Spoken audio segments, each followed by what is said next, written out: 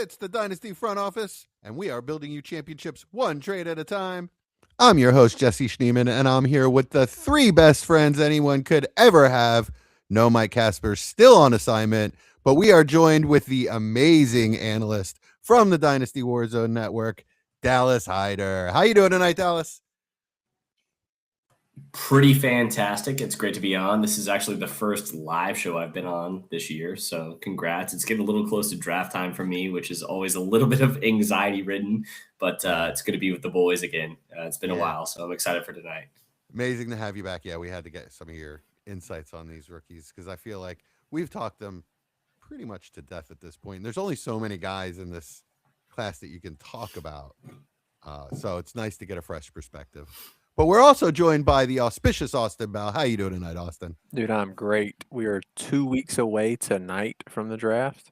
So I'm pretty excited, man. The Twitter is just a nightmare for draft information right now, but it's so much fun. Just every day there's just a highlight or a low light for somebody. So I'm doing great. How are you? I'm amazing. I'm pretty much turning everybody off at this point. I don't really need to hear all of the misinformation that's going to get thrown out in the next couple weeks. Ty Simpson at second overall is the last ridiculous thing that I heard. So I'm good. I'm good. I just want to talk to Dallas, see what he thinks, and then I've got my full spectrum of opinions. I was gonna say, like, if you're good, we just wrap this thing up. Yeah, quick show, guys. We're good. I'll just talk for like maybe 3 to 4 minutes, then we can just wrap it up. It's fine. Hey, my main man, Chad Mendoza. How you doing tonight, Chad? I'm good, man. I love a mock draft, so I'm ready to do this too. until the day it's not useful anymore. That will be never, because this Yeah. game will go on long past our lives. All right. Austin, At least on that yours. note. At least mine, for sure. What are we doing? I don't know, man. I've only got a couple years left, probably. But Austin, what? Very morbid on a Thursday night in the middle, Yeah, right. but it's fine. I was leaning into the old jokes. It's almost Friday, Jesse. We'll be all right. It's true. It's true. Why don't you tell us where they can find us when we're not podcasting, Austin? YouTube and Facebook at the Dynasty Front Office, Twitter/X at Front Office FF. And remember, best part, Discord, link in the description. As a reminder, we'll be bringing you podcasts and videos all off season, including trade bangers, 2026 rookie profiles, as well as our weekly show. Please make sure to like and subscribe. And again, join the Discord. It's in the show notes. Yeah, I started a draft already. We're doing a pre-NFL draft in one of my leagues, and I'm posting everything in the Discord. So fun conversation. If you're not there, you're missing out. It's true.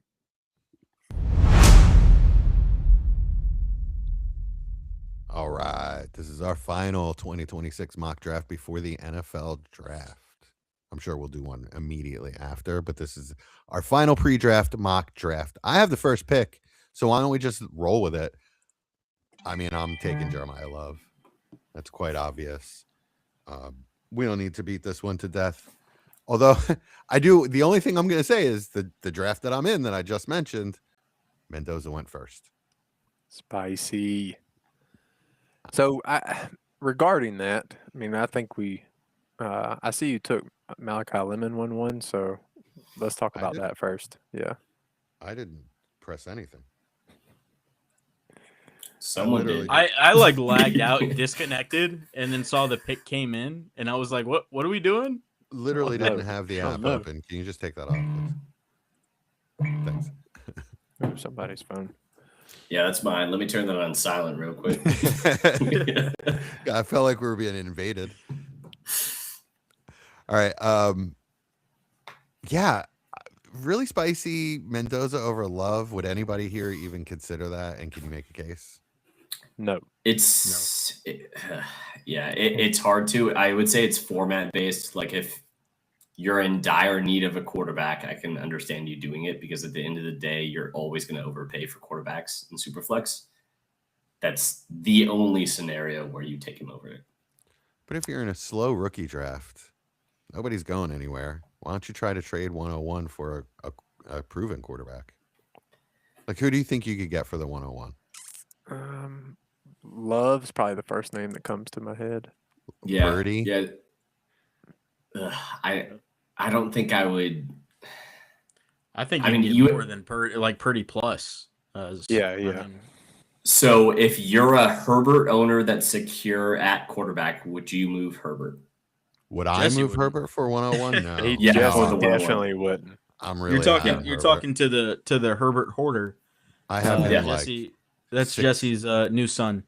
yeah, Yeah, yes. which is totally fair. I understand the talent. I'm just saying, after 5 years now, you have to make the case of like, okay, yes, the talent's there, but he is not a top 5 quarterback. So if someone's offering you the 101 straight up, where you can get Jeremiah Love and you're weak at running back, do you make that move? That's like my threshold at quarterback, where I would be like, probably. Okay, but I make the case that Greg Roman, and now no Greg Roman, and Mike McDaniels. So What do you think about Jackson Dart for the 101? I mean, definitely no. That was the name. I was Yeah. Definitely no. I think that's the ceiling for me. Yeah, I think so too.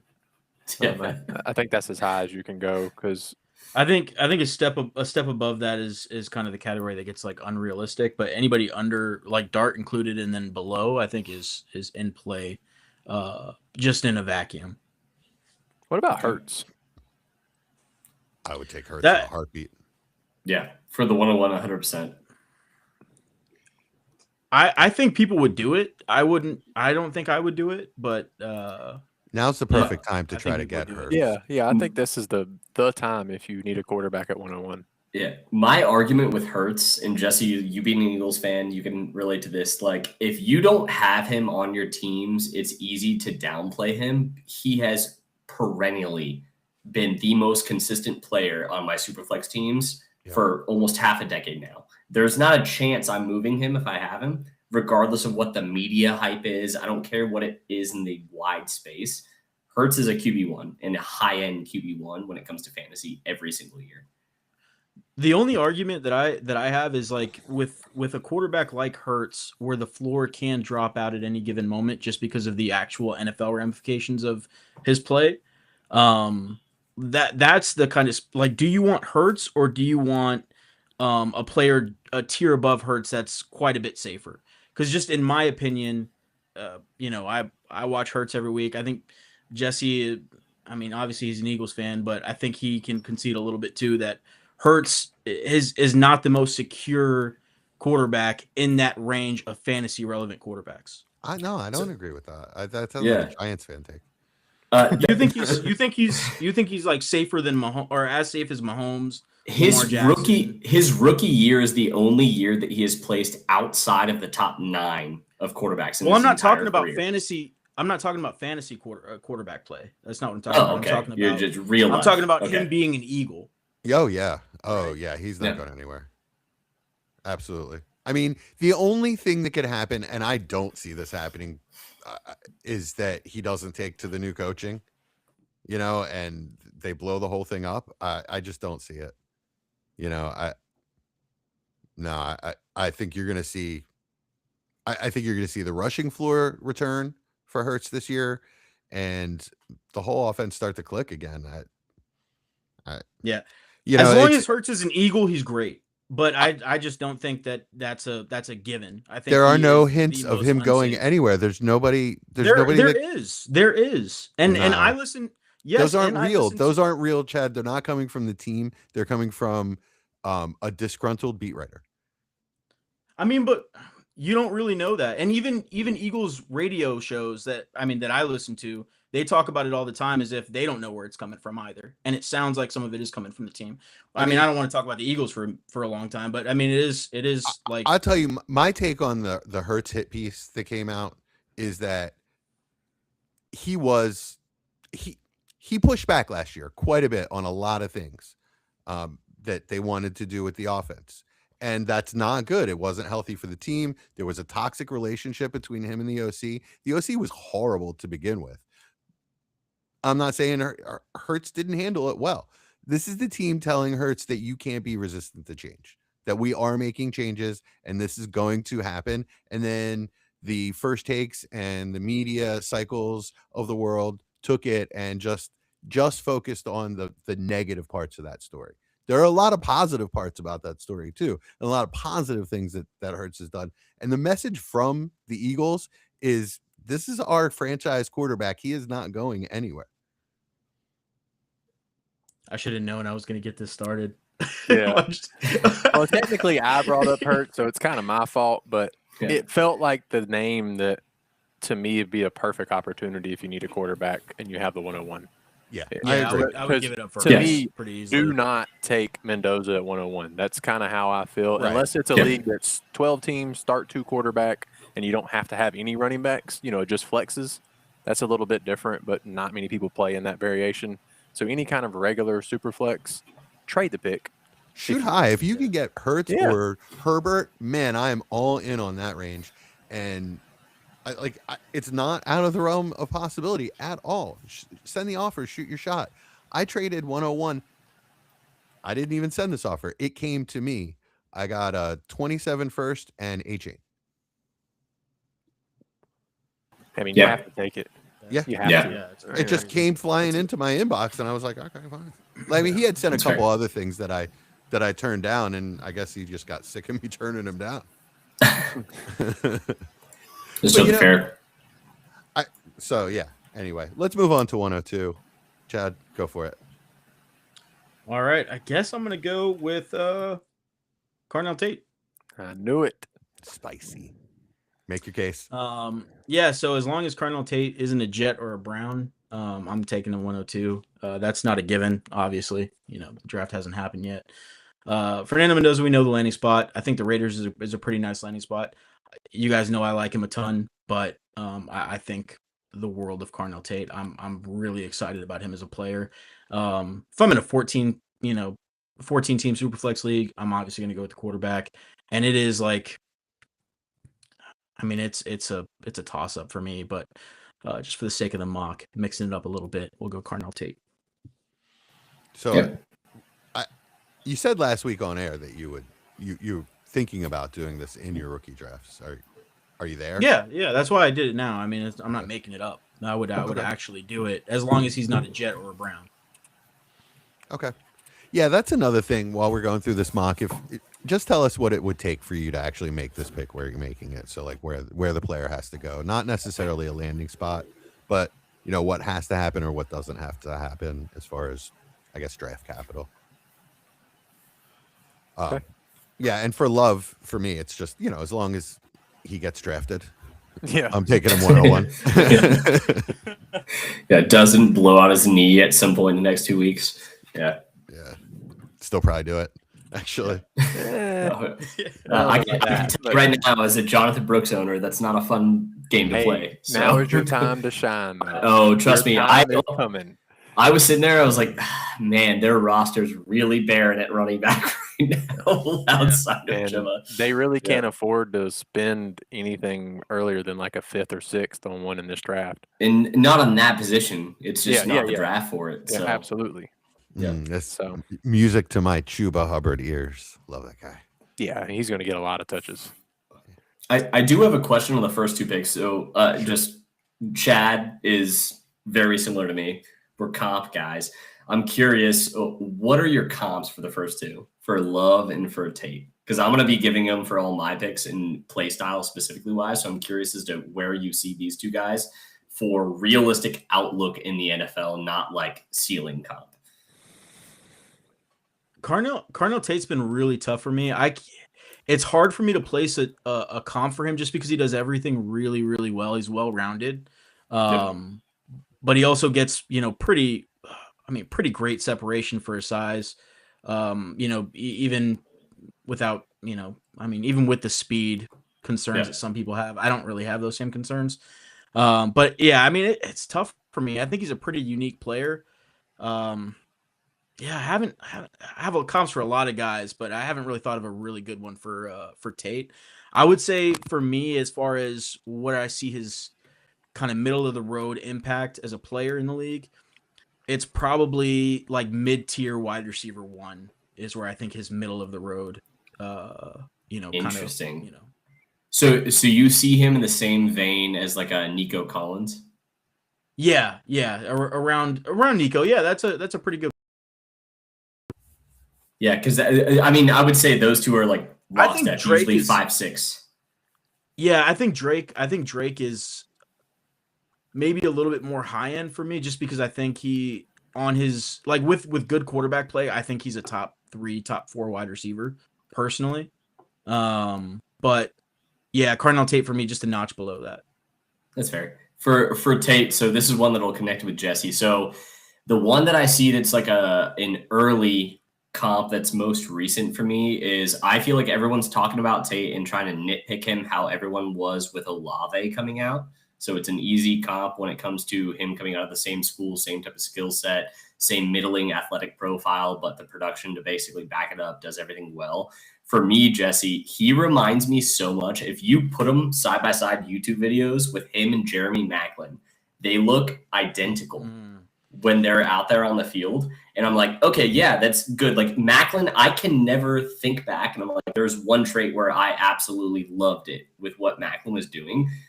That's how I feel with Tate coming out. And so that's my comp for him is Maclin specifically because it's the same role. The move piece, he can be feasible in a lot of different schemes, movable. He's not going to absolutely wow you at anything, but he's going to surprise you with the production every single year. He's bigger than Maclin. Maclin was probably 6'1". I think he was 6'1". You know, what, 1 inch? Like, yeah. He just looks bigger than Maclin. Yeah. Than my memory of Maclin anyway. Yeah, I just remember Maclin making those catches where I was like, he probably shouldn't have been making that catch. And that's how I kind of feel watching Tate. Such a rock solid outside going to win versus whatever you put up against him. Yep. Like at a really good rate. You know? Yep. Yeah, that's a good comp. I see him. I see him somewhere between Sutton and probably.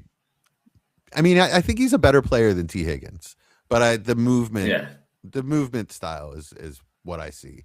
Like original Cortland Sutton, not this version that we have, like pre-injury Cortland Sutton. Yeah, so it's the Olave range. Like you don't want to call him a wide receiver 1, but man, it feels a little dirty calling him a wide receiver 2. Like I actually always loved Olave. I always thought he had a wide receiver 1 talent. I think Olave without the injuries is an easy wide receiver 1. It's just trust me and you were the exact same, Chad, coming out. Yeah, I remember. Guys. I remember. We loved him. Yeah, it's the exact same capacity as how I feel about Tate. It's just one of those guys where you try to find the faults because he doesn't pop outside of what you're viewing, and you're looking for those big traits, and it's hard to place those guys because you're hoping for that perennial Robert Woods, the Olave, the back end wide receiver 1, high end wide receiver 2 every year with this type of profile. If you're not reaching on those big assets, so it's really hard to give them comps and like place them in your mind where you should take them. So I'm just curious because you took them too. So I think almost every team in the NFL is looking for a player like Carnell Tate, so he fits everywhere. Oh yeah, they're rare, and there's not many in this draft either. Carnell Tate, I probably like him a little bit more even than I liked Olave, and I liked Olave a ton. Interesting. Carnell Tate, there's something about him. There's something to say about a player that just does everything really well. Maybe he doesn't have that elite trait, but everything is just really polished. And I think he's going to be successful pretty early. Yeah. For me, Olave's intermediate separation on route running was better than what Tate is, because Tate wasn't asked to do a lot of the intermediate underneath, dig routes across the center of the field. And that was where Olave, it's like, okay, yeah, you're an outside X, but you are getting a lot of 10 to 12 yard gains on these crossers that I don't see from Tate. That's the only differentiator for me. And you can't teach that speed, right? Olave is just a much faster player too, and doing a lot of the same. Tate kind of doesn't route. have the yak nearly.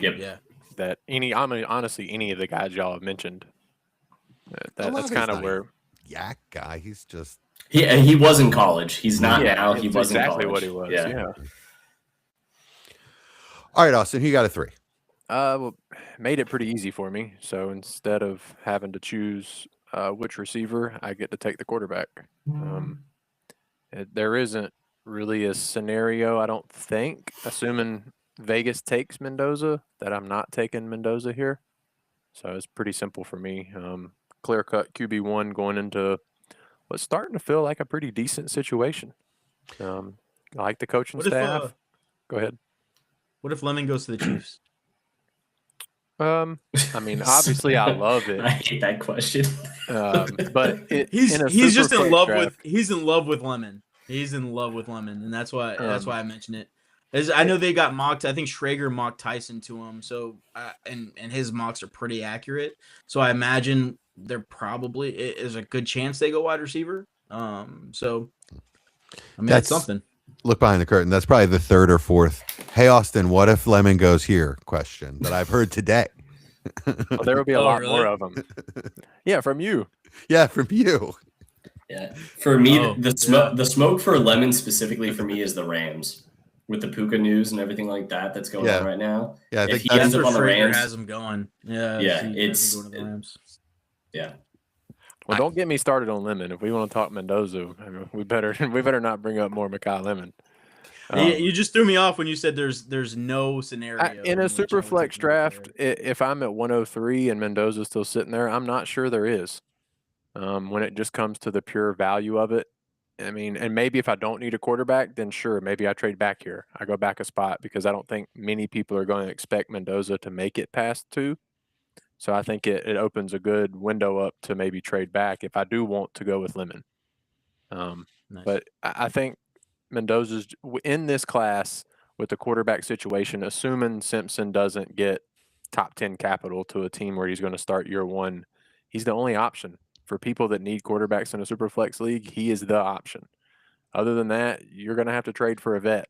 So just the value and insulation in that piece is worth more than even my infatuation with Lemon. I wouldn't. I would have taken Mendoza at 102, and I don't know that there's anything that could happen that would move me off of that either. I mean, there are scenarios where I'm not going to take him 2, 3, 4, but that means I'm going to make a move in a different direction because I don't need a quarterback. The pick value for me is Mendoza until we see otherwise, and the draft could change that. I'm either taking Mendoza 2 or I'm trading out personally. Yeah, I mean, I don't know. Like I think it just depends on how you see the player personally.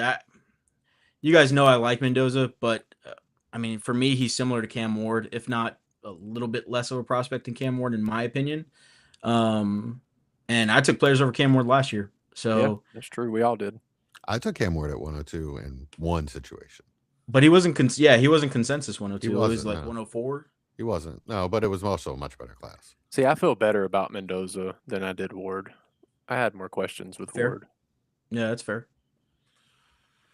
Ward has better tools. Mendoza feels like he's ready for the NFL. When I just watch him, I feel like he's going to succeed. I felt like Ward. I mean, I remember last year we talked about it. I felt like Ward struggled in timing offense.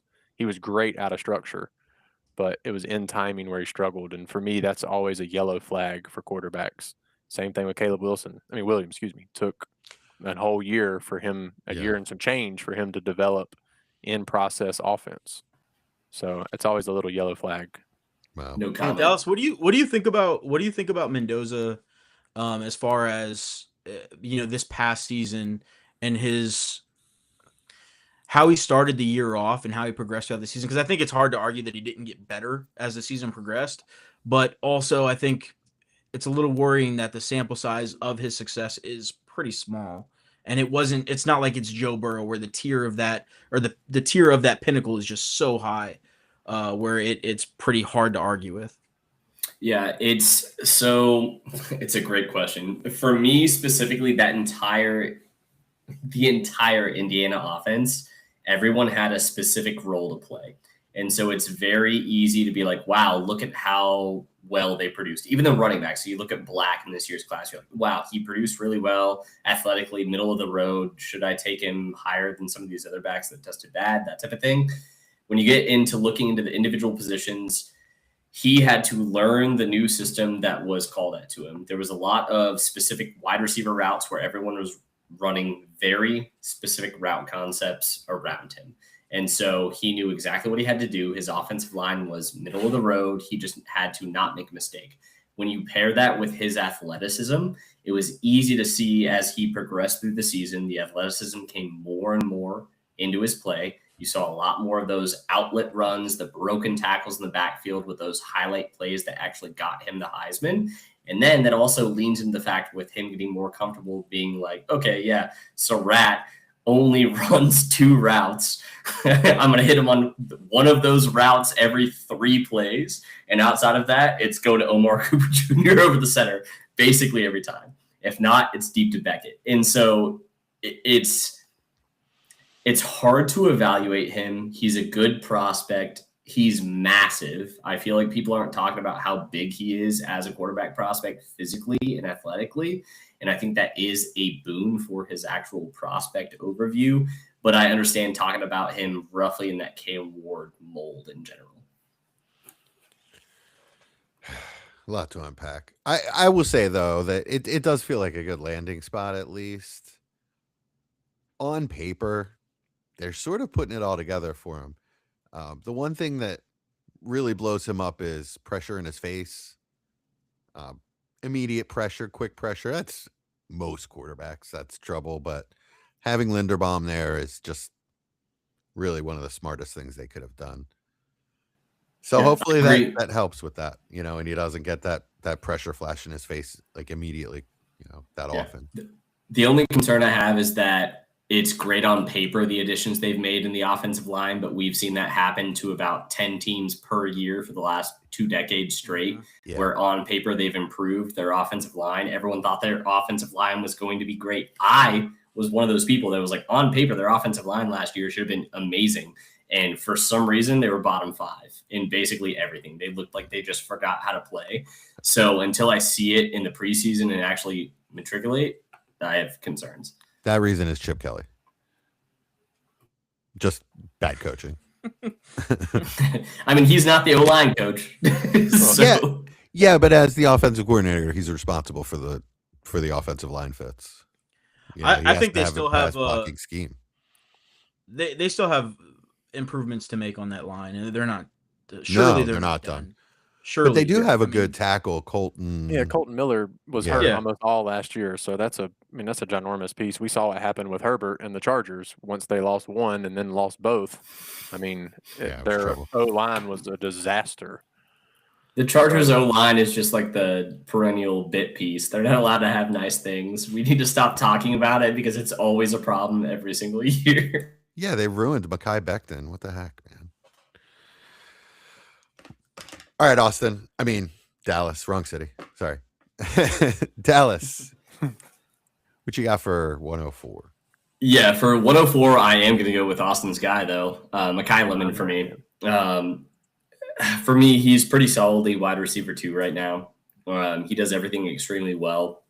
My comp and what you'll understand when I explain this, it's not a common one for him. It's actually something that's common for a different player, but I see a lot of Michael Pittman in him to where it's not flashy. It's not amazing. You don't love absolutely everything that he's doing, but he's getting the yards that are supposed to be there. He's making the correct moves when he's supposed to be making them across the middle, on the outside, when he's asked to do outside type of things. Realistically, he plays as a slot, but I think he's more of a slot Z hybrid move back and forth type of piece. And so that's why I said the Rams, like he's basically what Puka Nacua was coming out as a prospect, both physically and route running wise. He's just going to be drafted a lot higher. And so there's not a lot of positions or specific teams that he gets drafted to that I don't like, because I think he fits basically every offense. It's just how effectively that offensive coordinator will use him, which is the problem with every prospect, which is why I feel comfortable taking wide receiver at 4, which I typically lean running backs when I start to get 4 to 8/9 range when I'm drafting in that range. So. All right. Yeah, I have no problem with Lemon here. The number one thing, like that, I guess the thing that seals the deal for Lemon for me, like he's a good player. I really love watching him on film. He's electric. He runs great routes. My man. But that's a running gag. Dallas is I can't stop saying roots. I say run roots. He probably knows that. He's been around you enough. Yeah, I've done the show a couple of years in a row, so just reminding me. Anyway, it's the contested catch. For his size, man, he is a dog, and he he performs way better in the contested catch than he should, and that just is, like I said, that's what kind of seals the deal as a high end. And he's not like tiny, but I understand the feel that you have for that, because it's the same type of feeling I had for like Josh Downs when he was coming out. I was like, you shouldn't be making that contested catch, but he keeps doing it every single time I'm watching it on tape. He's bringing that ball in, and don't even get me started on Josh Downs, but it's fine. I won't. It's for another time. But it's just the way in which he does it just impresses me. You know, it's a dog my ball mentality. I love to see that in a wide receiver. Yeah, he's my wide receiver one, Dallas. They all know that, but I just wanted to go ahead and say that. For me, he is the next JSN Amon-Ra. He plays that role. I see a complete success style if he is put in that situation. And nobody mentioned his best attribute, which is the yards after catch. He is phenomenal yards after catch. And you can mention the size. Huh? I thought you were going to talk about his press conference ability. No, I don't care. As long as he scores me points, I don't care how he acts. Well, you're just saying his best attribute. I was like, you know. Well, some would argue that's probably not his best. But, yeah, he just feels like a surefire piece for me. I have questions about every other receiver in the class, and for me, I don't have that with Lemon. Yeah, Yak is the one thing I typically don't talk about at wide receiver. If you guys, you guys have been around my content enough to know, because that's usually scheme driven more so than it is specific player. Athleticism comes into it, but like Ben Johnson, just because that's my tried and true heart now as a Bears fan, like him scheming up a wide receiver to have yards after the catch possibilities is a lot different than even a Todd Monken is. Like, you know what I mean? Like it's just different, even though both are great at what they do. And so that's the one aspect with wide receivers I have a hard time banking on, but I understand that it's impressive. You watch it on tape, he breaks tackles, he does a lot of great things. It's just that stuff is more of a play-in every down type of situation. Yeah, I think the break tackle part is the tackle avoidance is where the Yak separates from somebody like Olave, who I would agree was very scheme dependent out of Ohio State. Whereas like Lemon and Cooper, they create the yards after catch. I think that's where you see a difference. So yeah, Cooper's the best Yak wide receiver this entire draft. Absolutely. It's insane. He's close to the best Yak person in general, not even including receiver, tight end, running back. Love holds that, but I think he's in an argument for number 2. Yep. So yeah. All right, I'm up at number 5. You are. It's easy. You guys just left me with Jordan Tyson, my formerly at the beginning of this process, my wide receiver 1 in this class, but he's fallen behind Tate. I have him neck and neck with Lemon. I know there's been a lot of negative things that come out about him lately, but we're in that season. They're pulling everything they can about him out. I do wish he was a little more physical, little better with the contested catch, but I love his versatility. I love his fluid movement. Matt Waldman, see, this is what I mean by hypercritical, and I love Matt Waldman, but he can be so specifically critical of a player that it just doesn't really apply to like his game. Yeah. You know, just you're not really talking about a football play now. You're just talking about you're dissecting every step. And he's saying that he's too sudden, that he doesn't give a player a chance to react when he makes a head fake or a juke in a route. Come on, man. That pacing and timing can be taught. That's probably one of the easiest things to teach to a wide receiver. He's got the natural ability. That, to me, that is not a flaw and not a reason to move him down a board.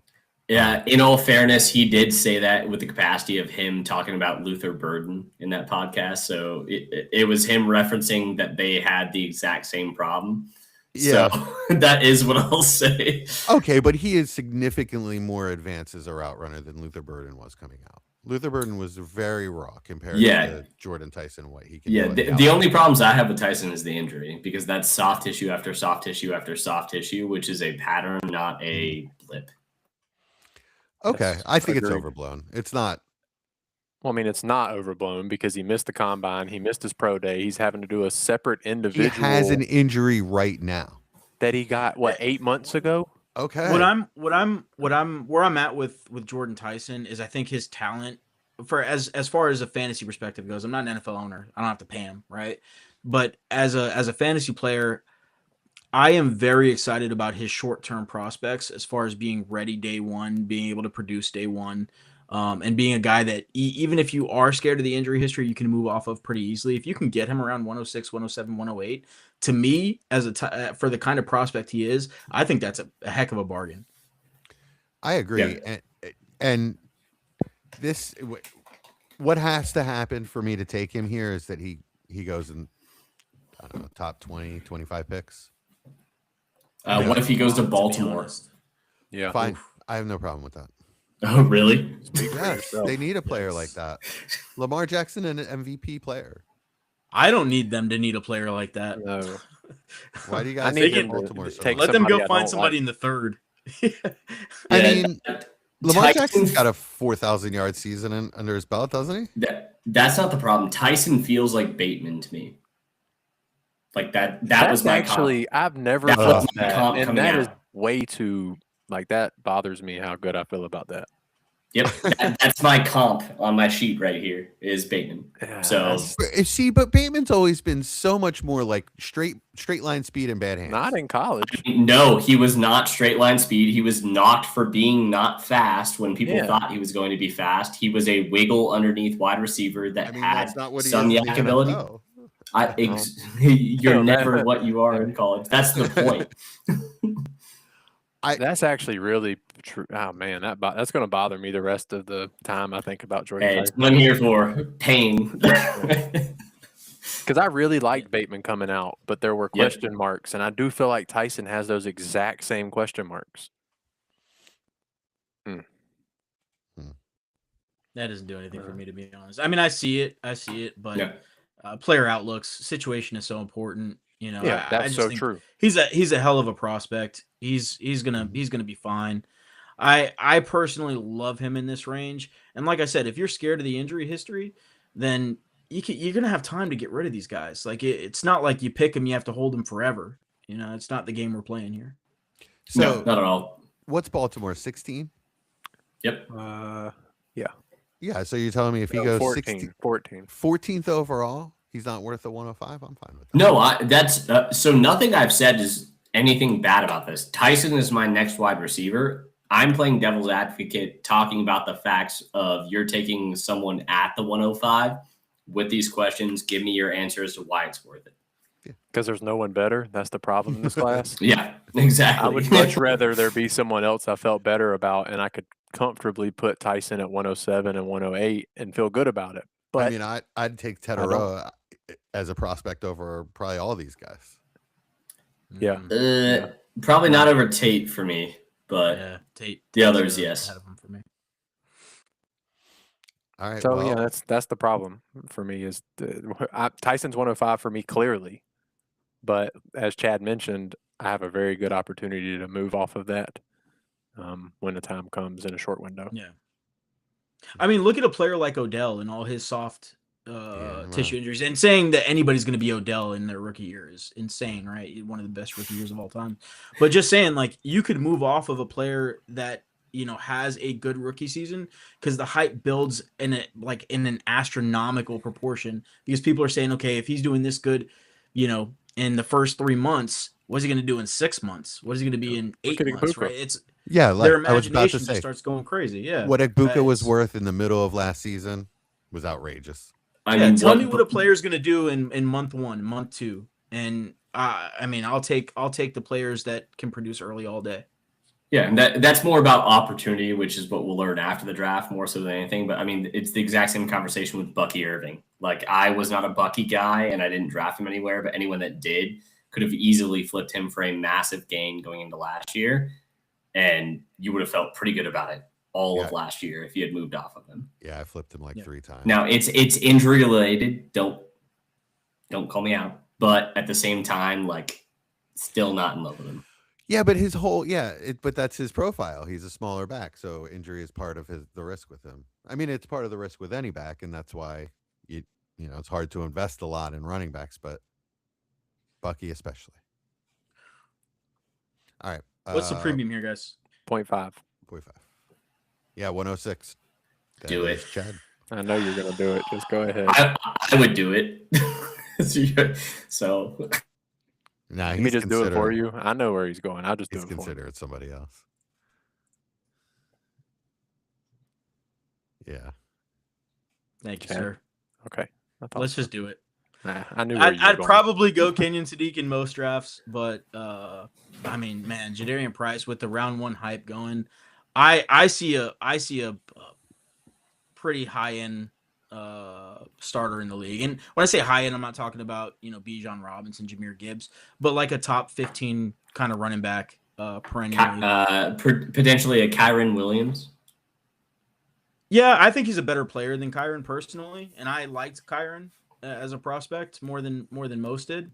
But I just think he's better. The sample size is scary, but there's reasons for it, right? It's not like it's not some obvious reason that we can't all see. I'm willing to plant my flag on the player. I really like him. I hope I can get him a little bit later than this, to be honest. But just for the mock draft sake, I'll go with Jadarian Price. Yeah, Dallas. So you're saying if he goes in the first round in the NFL draft, you'll take him here? No, I'm sorry, Chad. Yeah, no, I was like, yeah. Yeah. Okay. He Okay. and I do think that's a likely outcome at this point. Not the I mean, I don't think it's probably 50-50 early second, maybe back into the first. I think top 40 is pretty much a lock at this point, from how he's being talked about. Dallas, what do you make of the difference between his testing speed and his play speed, how he looks on film? I don't think he's a bottle rocket, but I think he has very good speed, is what I would say. And so, why didn't he test better? You could ask that about half the prospects. I don't really care about the 40 time for most combines. Typically, specifically at running back, it really doesn't matter. Yeah, but even the 10-yard split was a little below average, wasn't it? It was bad, much less below. Yeah, it was bad. Yeah. It fits. So me and Jesse talked about this briefly, Chad, just so you're aware. I kind of knew who your person was in this draft coming into this. For me, you're not going to like my comp. I feel exactly about Price how I did about Roschon. And it is pretty similar with the excuses that people are saying of, well, we just haven't seen it. The small glimpses are great, but then he comes in, he tests slightly worse than what you anticipate him to do. The aspects that you say he's good at, we haven't really seen on paper. It's just been flashes type of thing. So that's my comp for him. Now, if he gets top 40 draft capital, I'm in lockstep with you. I'm still going to take the risk because this draft class isn't amazing. But that was my comp for him because I felt the same way where I was like, yeah, I see it. The same type of play style, same type of burst application for his game, but it's not something I'm in love with, and it feels kind of dirty. Yeah, I'd be scared if I saw Roschon too, but I don't. I'm not sure. I think we were on DWZ during the Roschon time. I did not like Roschon as a prospect. Did not like him at all. I was much below consensus on him. I don't see the same player. A little bit of the same kind of situation, arguably, but yeah. I mean, I don't see it personally. They don't move the same. Roschon's kind of just a plotter.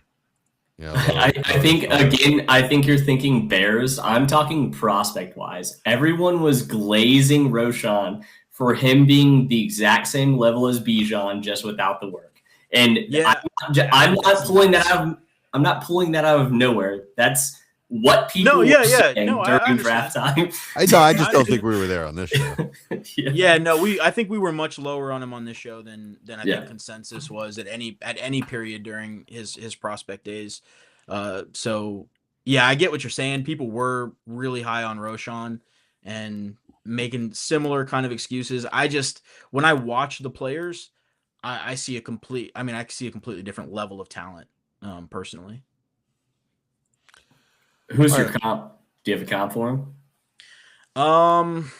So Didn't you say mid-range Tony Pollard? Isn't that what it was? Yeah, mid-range Tony Pollard is kind of what I see. Didn't you say Dalvin Cook? I think Dalvin Cook is high end is what Okay. what I see for his high end. Yeah. And I'm talking about that, like I was talking Dalvin Cook as a prospect, right? Like Yep. Dalvin Cook had a lot of different I guess areas he could have gone, right? Like the field was wide open for him before because there was just so many different question marks with him coming out.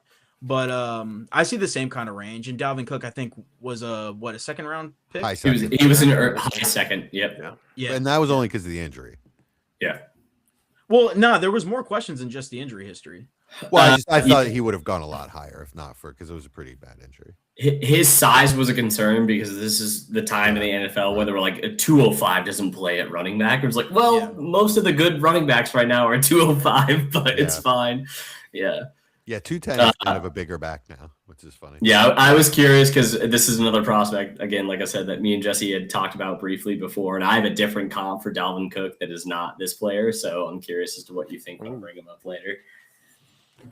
All right, Austin, who you got at 107? Well, Chad's making it easy for me again, so thank you. Take Kenyon Sadiq. It looks like he's locked in for first-round capital. I looked at the consensus big board. It has him at 17. So I feel really good about that. I'm going to get what's going to be a day one starter in the league, mid first and tight end premium. I mean, he's got his question marks, but this whole class does. So why not have tight ends that have question marks as well? But the athletic profile, if he can get in the right offense, I think he's going to be a pretty steady piece for fantasy. I love the film, and I love the way he gets in the way. You know, like he just tries hard as a blocker. He just doesn't have the size. I think he's a plus blocker, to be honest. Yeah. The effort is plus. You know, just the body, the body type. You know, like he's smaller up He's top. almost 250. He ain't small. I think he's think a coming good out, he's a blocker. pretty average, in the league blocker. Yeah. Personally. Yeah, I think teams will feel very comfortable putting him as the tight end one. Yeah, I mean, I was starting saying week that as a positive. Like, I think he will be able to play in line. Yeah. Dallas, I'm curious on your thoughts. He's raw is what my statement would be for him. So my comp for him is David Njoku. So it's the same thing coming out of Miami, athletic freak. The upside is all the allure. You love what you see in 70% of the tape. The rest of it, you're like appalled by. And so that's kind of where I feel like he has to be a Y move tight end, which then puts him more into a do you fall to the correct team type of situation. Like with Harold Fanning last year, we would have felt a lot different if he didn't fall into a team that knew how to use their tight ends and has perennially used their tight ends well. And so that's kind of how I feel with Sadiq is tight end, not tight end dependent. Landing spot dependent is a term that gets tossed around a bunch that we don't like using, but like for him specifically, it does matter because he could very easily turn into Isaiah Likely, where we see flashes over 4 years, but no actual true production on a consistent basis that we can use. And then you just hope that it happens on the next team. And we've already burned our bridge basically as fantasy owners. And so it's somewhere in that range between Likely and him. He's a better athlete than Likely, but if you don't know how to use him, it's realistically what you're going to get. So how would you want him used? And I'm not trying to be funny. Like, what do you think the ideal scenario for his usage is? Him falling on a team where he's the target 2 to target 3 range. Like if he goes in and he lands with Carolina even, and he's with your team, like he's behind Tet as the number 2 target in the offense. They start doing weird shit underneath where Tet's the outside boundary, pulling coverage from the middle of the field outside, and then he just gets to eat underneath. That's what I would love. If he comes in and he does exactly what was happening in Cleveland, obviously it's not going to happen in Atlanta, but with a Stefanski-esque type of person, that's what I would love. Another aspect for me that I'm looking at is I like Theo Johnson. I don't love Theo Johnson. He goes in, they don't take a high wide receiver in New York. He falls into New York, becomes the tight end 1 for them, running with Neighbors. Then it's, okay, how are you defending the entire intermediate of the field on both sides at all times, every single play? That like those are the aspects that I fall into with Sadiq. Likely's in New York now too, though. That's a Yeah, nightmare. yeah. That's an absolute nightmare. Well, you're right. He'll probably end up in Pittsburgh, so it's fine. Oh, Yeah. Oh, that'd be great. Yeah, it's interesting. I do like that Njoku comp a lot. I've actually thought of that comp quite a bit. And I never say it because it just seems so easy, right? But I think it's one of those that's just perfect. Like Njoku is a prospect, very, very, very similar. And yeah, I think they're probably going to get the same kind of draft capital too. So it should be interesting. On paper, you're hoping for the next Vernon Davis, which is exactly how we felt with Njoku. So that's the reason I'm attaching that prospect to this. God, Vernon. I mean, and you can so good. make the argument that Njoku was kind of a failure as a as a fantasy asset, for where he was drafted, how he was thought of coming out, and especially for how young he was as a prospect too. But yeah, hopefully we see a little bit of a higher ceiling than Njoku. But I think like something wild, like 10% of his career yardage is attached to Joe Flacco. Yeah, with Njoku, which is insane to think about because he's been like what, an 8-year starter, something like that, almost now. Yeah, it's pretty wild. All right, Dallas, you're up. Yeah, so this is where we get into a weird range where my love for players tells me to take people, but I'll leave those for later conversations just because I don't want to mess up this mock. For me, specifically wide receiver, I'm going to go Casey Concepcion here. It makes sense for me. And when I talk about the comp, you'll kind of get it. For me, he is Zay Flowers. This is exactly where Zay Flowers came out. You had the exact same issues with the drops with Zay Flowers, the slightly undersized catch capabilities of Zay Flowers. But when the ball was in his hand, you loved it. He was always getting open underneath and outside in the short to intermediate range. It's the exact same type of player. We're not going to be wowed by him. He could very easy fall into a underwhelming like Khalil Shakir realm, even though Khalil was a win based off of where he was drafted.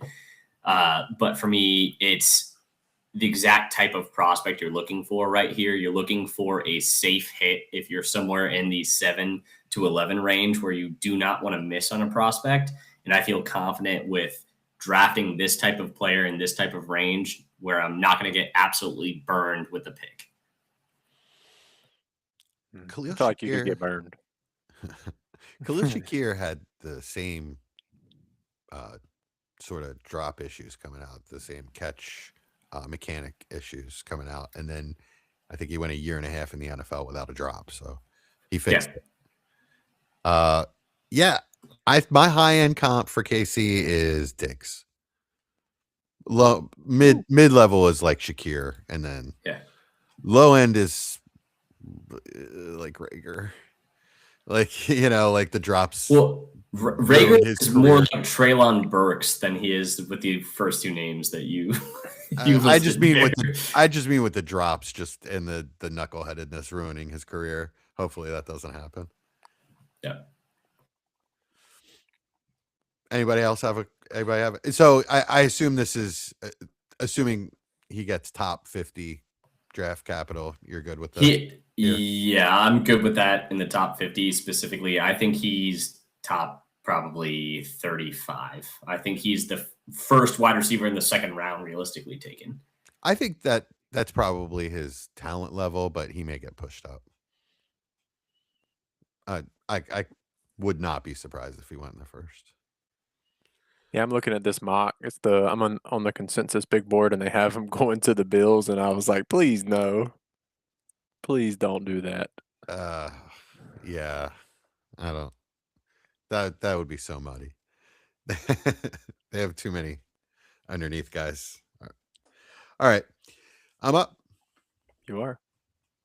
All right. I'm going to go upside here. There's two guys I'd consider. That'd be Concepcion or Boston. I'm going to go, Omar Cooper or Boston. I'm going to go Omar Cooper because I think he's got higher upside. Also feels pretty safe at this point. I think the NFL is really understands how to use this player at this point. Love his film. We've gone over him ad nauseum. We did our prospect profile on him. Obviously, all these guys we did. You can't bring this guy down, and I think that is going to play in the NFL. And he's more than just there. You hear a lot of Debo comps. I think he's more than Debo. I So think he lazy. can. Yeah, I think he can play actual wide receiver. So, uh, I think he's easily going to go in the top 40. I think it's enough buzz that he could go in the first round. Daniel Jeremiah's got him in his top 20. I think he's a lot for round 1, personally. You know, as long as he goes to a team that I think can use him, which is most teams at this point, wheels up. Yeah. You know, I think he's got a higher ceiling than Denzel Boston, who I think is going to be a very good player. Is going to be a very good PPR player, but Cooper's got a chance to be a wide receiver 1 in this league. At least for flashes, you know. I think you could have wide I receiver definitely 1 agree. seasons. Yeah. All right, Dallas, I'm curious to hear what you think of him. He's good. That's how I feel. That's how I feel about him. Like he's a good wide receiver. He doesn't wow me with anything. His yak is fun, but like I said, with most Indiana players in that offense, they had a very specific role to play. His was catch it somewhere between 5 to 11 yards and do something. We're going to make sure we're throwing you the ball in zone. So do something with it when you get the ball in your hand. And so that's totally fine at winning at that level. Now, will he progress to be a top end zone beater like the high end tight ends, like the Amon-Ra St. Browns, even London in zone coverage? Probably not. Will he probably fall somewhere more similar to like a Juwan Jennings potentially? Yeah, but like I can't fault you. Yeah. He's more athletic, and I can't fault you for taking him here. At the end of the day, like honestly, a better comp on the same team is probably like a Pearsall. Like he's not that level of athleticism, but like the ability to win underneath, he could do what Pearsall should do on paper. I think DJ Moore coming out was very similar player. Yeah, that's a good comp. Little raw and route running. Yeah, exactly. Good hands, excellent with the ball in his hands. My ball kind of winner. Kind of same size. Yeah. The big problem is the opportunity for DJ versus what Omar is going to get. Omar's not going to be brought in to be a wide receiver 1 on any of the teams. Depends on where he gets drafted. I mean, if he gets first round capital, there's a real chance that he's going to earn a fair amount of targets early on. Yeah, so a fair amount is fine. It's not wide receiver 1 targets. That's what I'm saying is that back end, like even if Carolina takes him with the second pick, he's not the wide receiver 1 of that offense. Ted is based off of draft capital, at least for the first year. And so you're looking at the teams that are drafting in that range. No one's going to do it. If he falls to the second, you get into that conversation. But in the same vein, if he goes to Las Vegas at the beginning of the second round, Brock Bowers is playing the same role as him. He's not outplaying Brock Bowers in that. And then what is Omar Cooper Jr. doing? You know what I mean? And so he's not going to win the slot and short intermediate routes over Neighbors if he goes to New York Giants in the early second. There's like select teams that he would be successful in. Arizona is one of them. That'd be a pretty fun fit for him with what they have on the outside with Wilson and MHJ. But it's a role specific for me, whether or not his upside meets what his realistic volume of targets is going to be. What do you have a comp for him? I mean, DJ's not a bad one. I'm not far from that. I don't have a comp for him, to be honest with you. Okay. Just curious. He's just a good player. That's what I have in my notes. So, all right, Chad, you're up. All right, I'm gonna go Denzel Boston. Good pick. You got your layup there. Yeah, yeah, it's a good pick at 110. Yeah, that does feel like good value there, which is crazy. We're saying that in this class. But I also think that any of those 3 receivers that fall to that point is going to feel like good value. Yeah, true. But Chad, go ahead with Denzel. Yeah, I mean, you guys know, I just think he's a really solid player. As far as a prospect goes, I think he's going to have a little bit of a different role than Michael Pittman does in the NFL now. But as a prospect, I think they were similar. And I liked Pittman a lot as a prospect. I think Denzel Boston's probably a little bit even sharper on the short and intermediate routes. And I thought that was something I was really impressed with Pittman. for when he was coming out. So I'm interested to see where he goes, what kind of offense and what they're trying to do with him. I think that there's a need for the type of player he is, but I think he can fill a multitude of roles. You don't find uh, the route running ability on players his size very often where they can create separation the way he does. So I like him. I think that people are a little bit scared because of other bigger players that maybe get the slow tagline in the draft. I don't think Denzel Boston is his speed rules him out necessarily. I would have loved to see him run a 40. But I mean, also 40s can be, so overrated. Some players just run them slower, so I don't blame him for not doing it. I saw the separation on film, so I'm going to go with that. Can't argue with any of that. I like him. I think it's a solid pick here, like I said. Dallas, what are your thoughts? Yeah, I have one in every year because there's someone that fits this bill. He's my Allen Robinson of this year. Like that's what he feels like. He's a guy that's larger, a little bit smoother than you'd anticipate, and will probably be good, but never wow you. So I have him ranked slightly above Mark Cooper Jr., but they're, I don't want to say similar players, but similar molds of how they'll realistically be used. I loved Allen Robinson coming out. It just, that injury just, it took what was limited athleticism down to not really NFL level athleticism, unfortunately. But yeah, he was a good player. Yeah, I think those three Especially with Jay receivers Cutler. together. Yeah, that's true. I think those three receivers together are all safe in their own aspects for this class, which is kind of what you need in this class, considering you're using a first-round draft pick. I feel in most classes, none of them would feel great being a first-round pick. But when you're looking at this first and you don't have to spend a first. You can always trade it, and I'm not opposed to doing that. But if you're spending your first-round pick on a guy, you do want to feel somewhat safe that at least year one's going to be somewhat successful. Yeah. And that's exactly what I laid out with Concepcion Online is like, if he ends up as Josh Downs, I'm not upset because he has usable flex capabilities. You know what I mean? What, 1.7? You're devastated you're paying that. Well, I think it's all relative, right? Because if like I say that I like him a little bit more than Pittman. Pittman in his class, along with T. Higgins and I mean Laviska Shenault, right? But Laviska not really relevant today. But they all went in that kind of 201 to 205 range. I think that's generally where you like these kind of players in a great class. But in a great class, you're also thinking of those players like, hey, they can outproduce the 108s, 107s, 109s. Said that out of order for some reason. But they can outproduce those players that go in that range, and that's a realistic outcome. You're not expecting it, but you know it's a possibility. And it did happen with some of those players. Yeah. So I don't think it's the end of the world, personally. Okay. Yeah, I feel like if I have the 202, for example, and I'm looking at my draft, then I'm looking at that as a spot where I need to get a player. This is a player that has to become a starter at some point for me.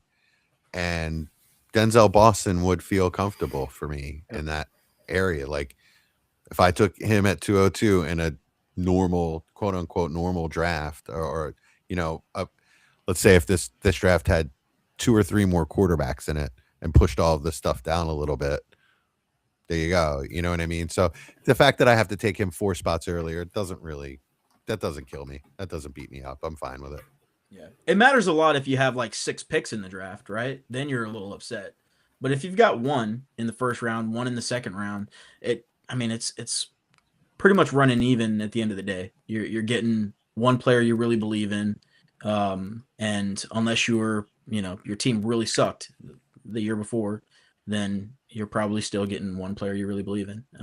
But yeah, I historically really like that 201 to 205 range of players in really good classes. And I feel like that's where these 108s to 112 kind of players are.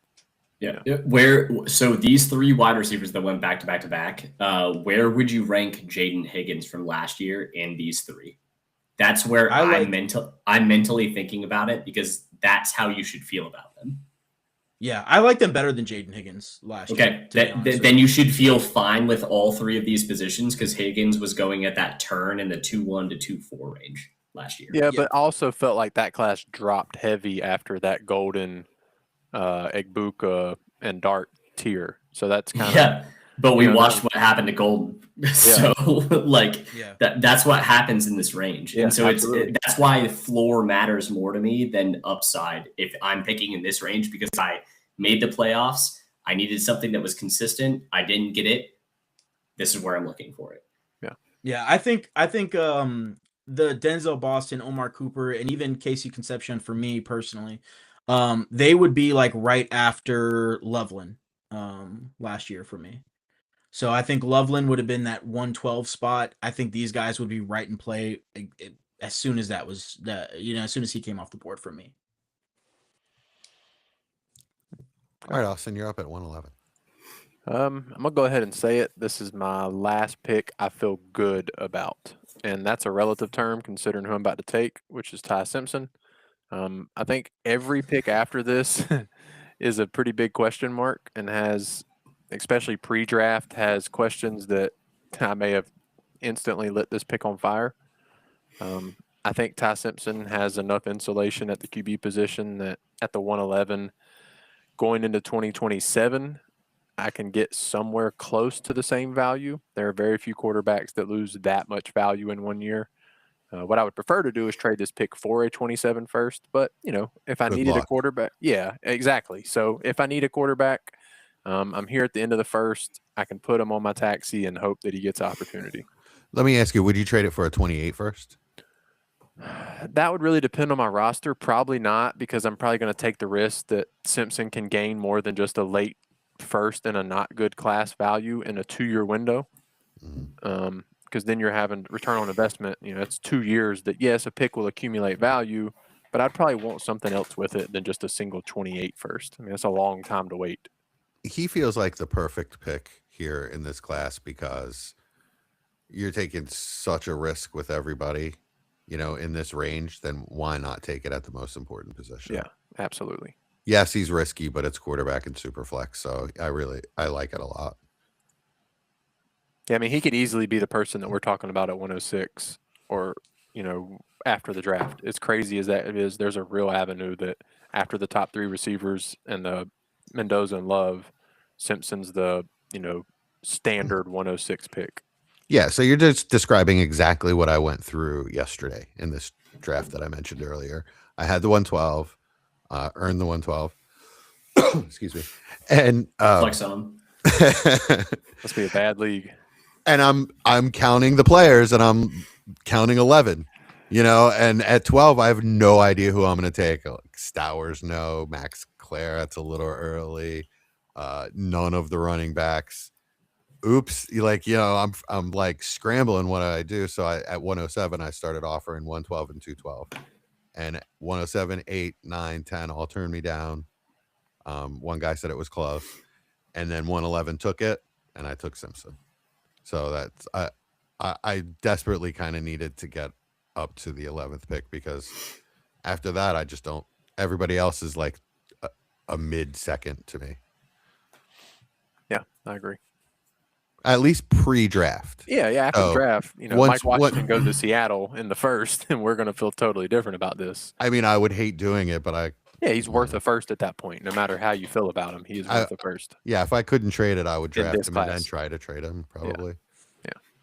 It's going to be interesting to see where he ends up in the NFL draft. And thank God rookie drafts are after the NFL draft in most leagues. Yeah. Because, I mean, it's swung back the other way where they're saying, he's likely not going to be in the first round. So we'll see how that ends up. But Ty Simpson. Yeah. I think his range can be anywhere from 106, like Austin said, to middle of the second. Yeah, absolutely. Yeah, Consensus Big Board has him at 29. So that just shows how much of a range it is, because I'm sure some people have him at 5 or 6 and some have him at the mid-second. So if he goes, so where does he have to go in the NFL draft for you to spend 111 on him, Austin? Arizona. I'll answer for him. Oh, God. That's the only spot? For me specifically, yeah. Oh, wow. I mean, honestly, any Top 40 pick, probably. Any first round pick, absolutely. And there's going to be situations with the other players in front that he could be higher than that for me. Mm-hmm. But yeah, any first round pick, absolutely. He's a lock, at least as a top 11 pick. I think Pittsburgh. Okay, so you said top 40, right? Yeah. Okay, so I'm just running these out. So you take all of the first round. Okay, you assume those players that are in there. Obviously, if he goes to back up Stafford and the Rams, that's its own situation. But starting off the second round at 33, you have the Jets with the number 1 overall pick in the second round. They're not going to take a quarterback. They're banking on being bad enough. Like Arizona's the second pick. That's where I lock him in, whether or not that's at 34 or earlier on. If they trade up, cool. Tennessee, not taking him with Cam Ward. Las Vegas, not taking him with Mendoza. The Giants, not taking him with Dart. Houston, not taking him with Stroud. You have Cleveland. Are you going to burn one of your top 40 picks on another quarterback back-to-back years? No. The whole new offense, absolutely, it's possible. Why would you not just bank on next year taking a better quarterback than the second option that fell to the second round? Well, you have to think like an NFL GM, and I might not be around next year if I don't get it. Yeah, okay, that's fair. Well, that's the last feasible team in the top 40. That's at 39. But you're talking about no trades. That we see a plethora of trades in the early second round every single year.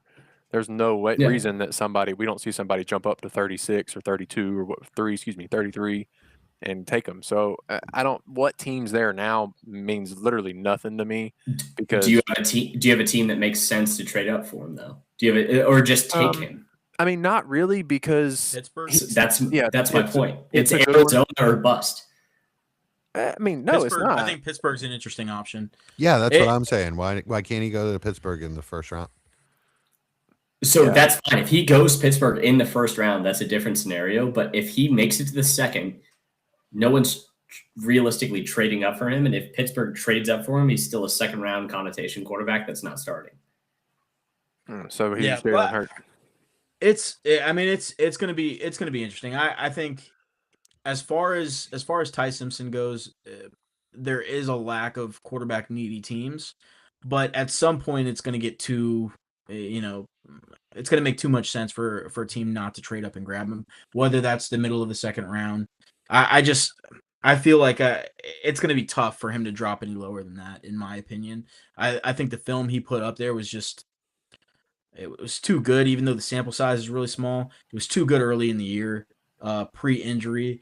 I'm not sold that the injury was, to blame for all of his woes late in the year after game 8-9. But I mean, you can't deny. I think if you're looking at just the games before that first part of the season, you can make the argument that he looked better than Mendoza. Yeah, I mean, we just saw Atlanta take Michael Penix Jr. after they spent $120 million on Kirk Cousins. NFL teams will do wild things when it comes to quarterbacks. Also got everyone fired. So that's because Penix wasn't good, not because the process wasn't. Yeah. We don't need it to be the right decision, right? We just need it to be a decision. Yeah. So, well, that's my argument with Arizona. Arizona makes the most sense based off of realistic draft capital and realistically where we're expecting a QB needy team to actually let him pass by. I don't think Arizona lets him go by past 34. So is someone moving up prior to 34 if he does not go in the first round is my question. And I don't think there is someone that jumps them. I just think he would have gone back and taken the huge NIL money and come out next year if he hadn't gotten a very favorable report from the NFL. Well, that he's battling the 27 class. So yeah, and he was a fifth-year player already. But he had another year. Yeah, he's old. Yeah, but he needs starts. Yeah. It'll be interesting. I mean, I think we've seen in recent years, quarterbacks like Bo Nix, quarterbacks like Michael Penix. I don't think JJ McCarthy. I don't think those were the strongest prospects in the world. Teams took chances on them really early. I just think when you're approaching the second round with a quarterback like Ty Simpson, there's just too much to like there for him to drop any lower than that, in my opinion. And I think the fit with who is it in Arizona now? Mike Nagy? No. Michael LaFleur. Michael Yeah. LaFleur. I'm sorry, I got Ooh, those. yeah. I get Nagy and LaFleur mixed up because they Yeah. How rude. yeah, you're right. But yeah, Mike LaFleur, I think the fit actually would be really good there. I also think the fit with Mike McCarthy would be really good. Yeah. But Dallas, why don't you talk to me about Ty Simpson, the prospect, a little? Yeah, I mean he's Mac Joe's incarnate, which is it's a lazy comp, but like that's what he is. Like if you want someone who has the same type of sample size, the same type of play, he's a little bit more athletic, which is appealing. So that makes him Better arm, more. too. Yeah. Well, so that's where you lean into more of like a Davis Mills comp for me than you do as to a Mac Jones, but you guys don't want to hear that. So you hate him, is what you're saying. Wow. Well, I like him. If you guys remember, Davis Mills, that was like my first year with DWZ Network. Davis Mills was my QB4 in that draft class. I liked Davis Mills, and I thought he was going to be serviceable. He ended up starting for 2 years for Houston. Didn't become anything crazy, but he was serviceable as your QB2 if you needed him. And so, like, that's how I feel about Ty Simpson. Ty Simpson is not going to become Brock Purdy in my eyes. So there's no point in having an at-length conversation about him, even though we have. That's how I feel. Okay. I think he actually has the traits to be a Brock Purdy. He would need the right offense and system, but I think he's got the processing, the I timing. think he has better traits than Brock Purdy, to be honest. But yeah, I mean, he's not going to end up in San Francisco. So No, that would be doesn't really matter. the problem there. Yeah. I think he's got better. I think he's a better player than Bo Nix. I think he's a better prospect than Bo Nix was, but he's not going to end up in Denver either. I don't know about that, but that one, but I think Bo Nix is so lucky that Sean Payton exists. Absolutely. yeah, but I mean, Bo Nix has real arm talent, real physical traits as far as That's his true. running ability goes. Yeah, his athleticism is definitely higher. I'll give you that. Yeah, I always forget that about certain quarterbacks. All right, Dallas. Well, tell us who you were going to take. Yeah, I'm so who curious did here. I do terrible and take Ty Simpson over? So no, it's not terrible. This is I'm again just a conversation. For me, it's you brought him up, Austin, when you were prefacing Ty Simpson. It's probably Mike Washington for me, realistically, just because if I'm going in this spot, I'm going for the highest bang for buck possibility because I don't feel good about basically anyone else that's left on the board right now. Specifically Mike Washington. So I brought him up way before the combine performance. If you guys remember, this was like late September, early October. I was in the DWZ chat talking about my sleepers for this year's class based off of performance and what I liked about his game. The reason I liked him is due to the player that he kind of reminded me of. It's not a sexy comp, but it is a guy that is, I was talking to Jesse about this again earlier, lasted in the league for about a decade, perennially a RB2 type of performer on his team. But when he was called upon to be the starter, which is what I'm looking for this, a la like a Monungai from last year, not even remotely the same player, but like a guy who's going to consistently be a flex player. It's Latavius Murray. That's who he reminds me of. Just constantly just annoying enough and just involved in your lineup to be consistent. And if I'm the 12, I'm like, all right, this is a crapshoot right now. The upside is even better slightly athletically, even though people forget that Latavius Murray ran a 4.32, I believe, at his combine. And so it's one of those things. He's upright. It doesn't look sexy, but he's big. I think his vision is actually okay.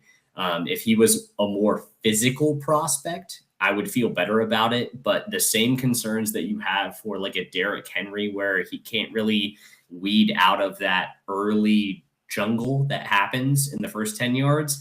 It gets tackled a lot for those 6 to 8 yard gains. That's what I see a lot with him. But Mike Washington, unlike some of the other prospects that don't have that long speed, I think can actually, if he does make it past that second level, give you those long runs. That's the only differentiator. I don't feel amazing with him. He's, again, RB2, RB3 in this class, but we're taking him at the 12 position, which never happens any year with RB2 or RB3. So that kind of tells you where I feel about him. Yeah. Yikes. It's Miles Sanders to me. You just say that because he can't find a hole if it's not open. Yeah, He couldn't find a hole if he fell in it. he could if the hole's there. He can get through it. It's the finding It's gotta be is really his bad. issue. Yeah, Yeah. like I don't see us I'm doing gonna anything stick with my Isaac Garendo comp. I Yeah. think I see a very, very, very similar player to Isaac Garendo. And the even the main weakness that I saw for Garendo in his last year at college, well, I saw it for all his years in college, but specifically that last year, even when he would find holes and he would hit them, it would look slow. Like that first step would look slow. And I just see the same exact thing with Mike Washington. And for guys that are as athletic as they are, and they're both amazing athletes, it's something that's a little worrying to me. Like I'll say it again, if Mike Washington ends up on a team with a really good offensive line that can give him some push up front, he's going to be a good player. But it's going to be completely dependent on that for me. All right. Austin, why don't you recap the first, and then Dallas, I know you have to get out of here soon, so we'll start the second, and whenever you have to go, we'll finish up. We'll finish up without you. All right. 1-1, Jeremiah Love. 1-2, Carnell Tate. 1-3, Fernando Mendoza. 1-4, Makai Lemon. 1-5, Jordan Tyson. 1-6, Jadarian Price. 1-7, Kenyon Sadiq. 1-8, KC Concepcion. 1-9, Omar Cooper Jr. 1-10, Denzel Boston. 1-11, Ty Simpson. And 1-12, Mike Washington. And for people watching, I messed up and kept it on Snake Draft, so pay attention because the 1-2-1 is going to be where the 2-12 should be, and that's my fault. I tried to change it, What didn't a work. rookie. So don't judge me. Yeah, it's my first time. It really isn't. That's the problem. Shh. All right. I'm up, and I'm in trouble here. I got Stowers, Claire, Chris Bell, Jeremy Bernard. Two running backs that you could probably take that I would take, but it's fine. I'm going to go with the player that I think has the only player here that I think has.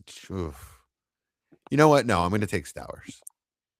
I'm going to take Stowers, and I'm going to just hope that he goes to the right team that knows how to use him, because if he does, look out.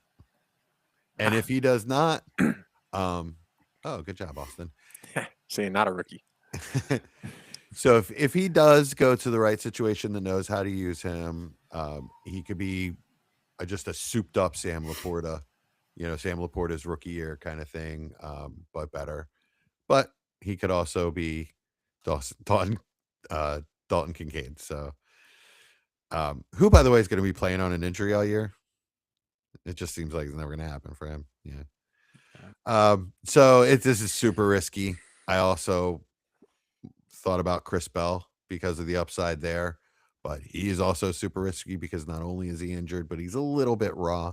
I love what I saw out of him. So I'll take Stowers, and we'll see what Chad does at 102, but 202. 202, sorry. Any arguments there? Nope. That's fine. Yeah, that's fine. Yeah. So if you guys remember, I actually brought up Stowers last year. I thought it was going to come out last year. Oh, really? After the last transition, my comp for him was Tyler Eifert. That's what he reminds me of. And that's the exact type of player that I see with him. And so there's a lot of talk of him being just a slot wide receiver. There's a couple teams that want to try him out at wide receiver, apparently. That's the report that came out this week.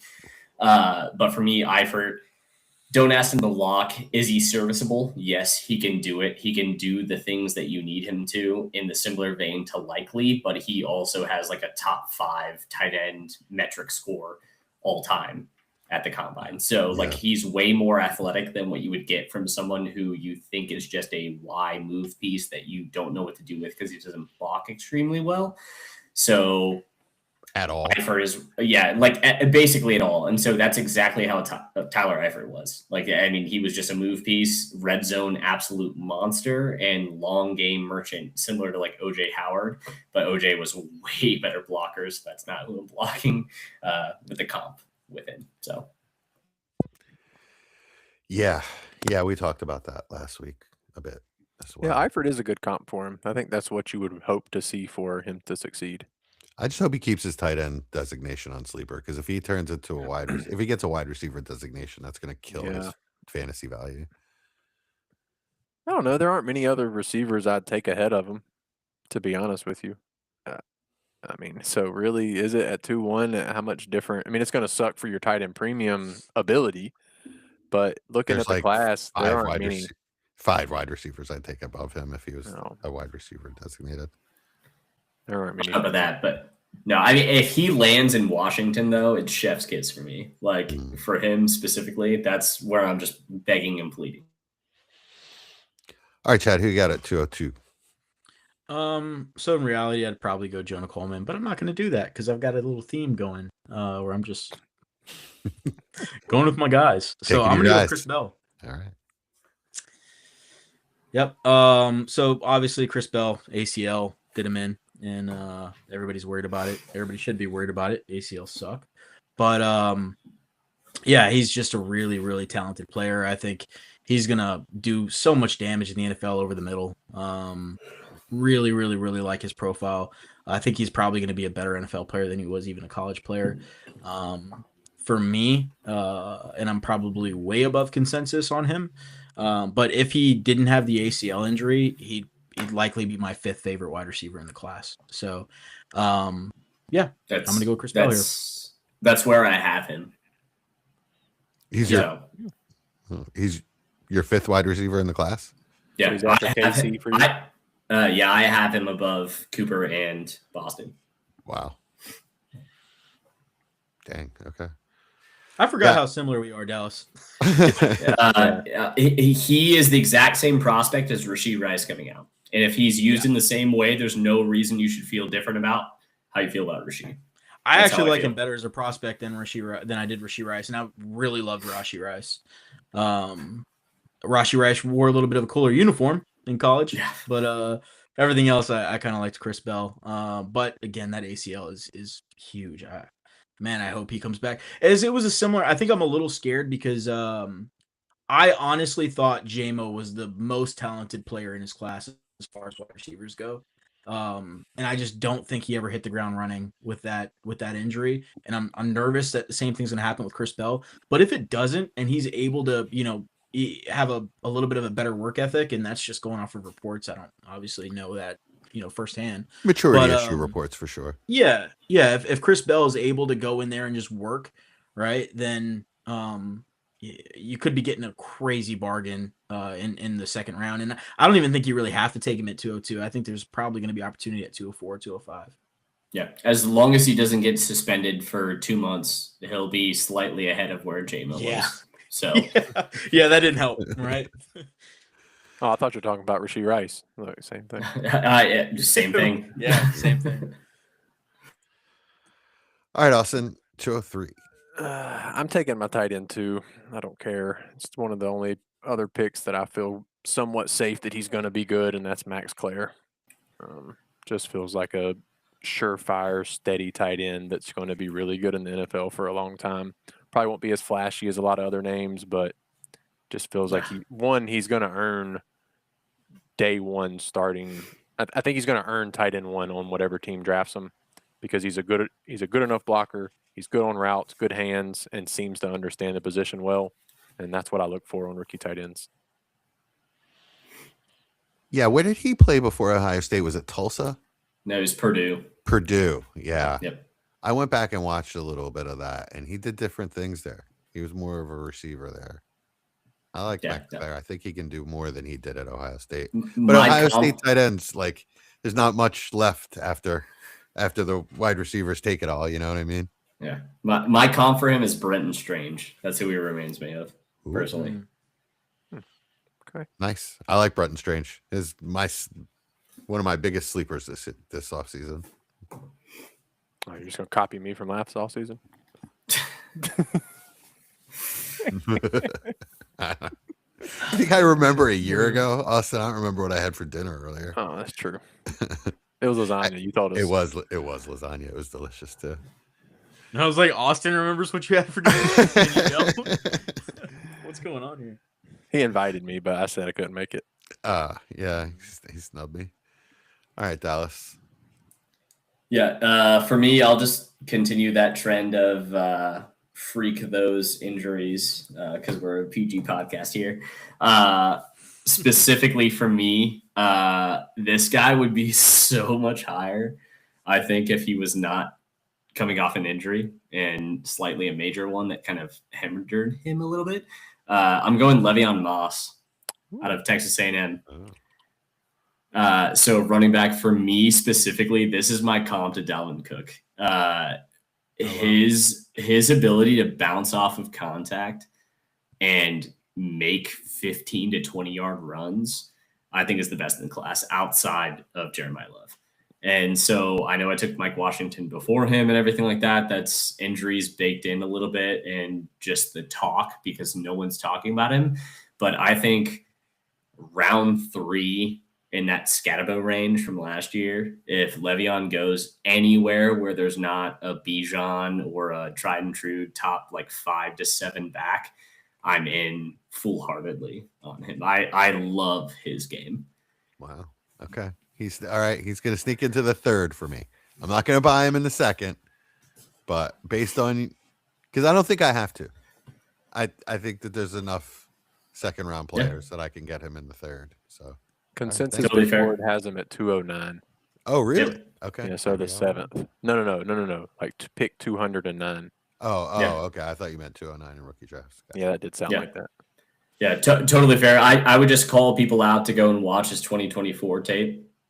Well, I guess the early 2024 tape before he was injured, because even his game this year, specifically against who was that top 10? I think Notre Dame. He just bowled out like 3 touchdowns, absolutely just a monster earlier on this season as he was working his way back, got injured again. So soft tissue is a problem with him. But as I said, with prefacing the pick, freaked those injuries this year. So Okay, right on, man. All right, thanks for the info. I'm gonna actually, I haven't watched him, so go and watch him, dude. He's I'm good. gonna have to. I can't say I can't speak to him. All right, so if we're going with my guys, I brought this up last week. My guy in the second round is Jeremy Bernard. Just smooth, do everything wide receiver. Blew my mind when I watched it, I just thought I kept seeing him lining up in the slot, and he was like a third left side, third right side, third in the slot last year, and just solid at everything.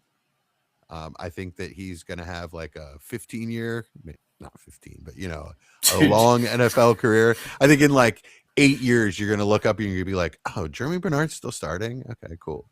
He's just a pro-ready wide receiver, and in a class like this, if I can get a guy with a high floor in the middle of the second, I'm doing it. Other considerations here. There are 2 other running backs that I wouldn't mind taking, but since Bernard is my guy, I do think I'm gonna focus on him in the second round. I just like it because there's so much volatility in this draft, and I think I'm going to end up taking a volatile player in the first. A little what I feel is safety in the second. Feels good. Dallas, what are your thoughts on Jeremy Bernard? Yeah,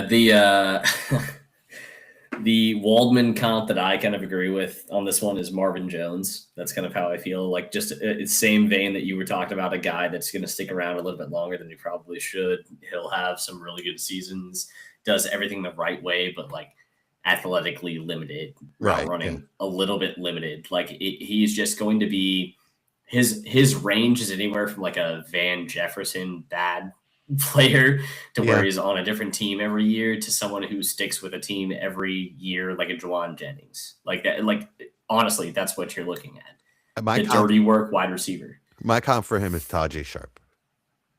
Yeah. I mean, he's a little bit bigger, but yeah. Yeah, and he ended up measuring a little bit bigger than I thought he would too. So, and that's kind of he's thicker than I thought he was going to be. Yeah. So that's when I started liking him a little bit more. I already liked him a bit, but that's kind of when I latched on a little more. Yeah. All right, Chad. 20. My turn already? Yeah, 205. I think we're at. All right. 6. Yeah, I'm gonna go Jonah Coleman. Nice.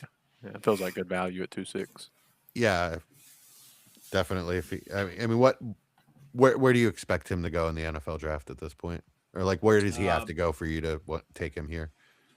Anywhere in the second, I think is kind of where I'm hoping to see him if I'm taking him in this range or a little bit earlier.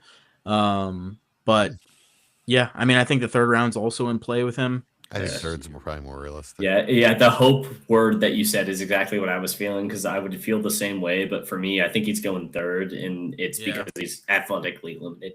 So yeah, that's gonna be it, right? So it's just gonna depend. I mean, I think all it takes is one team. If he goes, like I said, if he goes in the second, he's probably gonna end up. He's not gonna be available here. He's gonna be somewhere around like 201, 202. Yeah. Kind of at the latest, if not a little bit earlier, actually. But yeah, if he's in the third, I still think this is kind of fair value, 206, 207, 208 kind of range.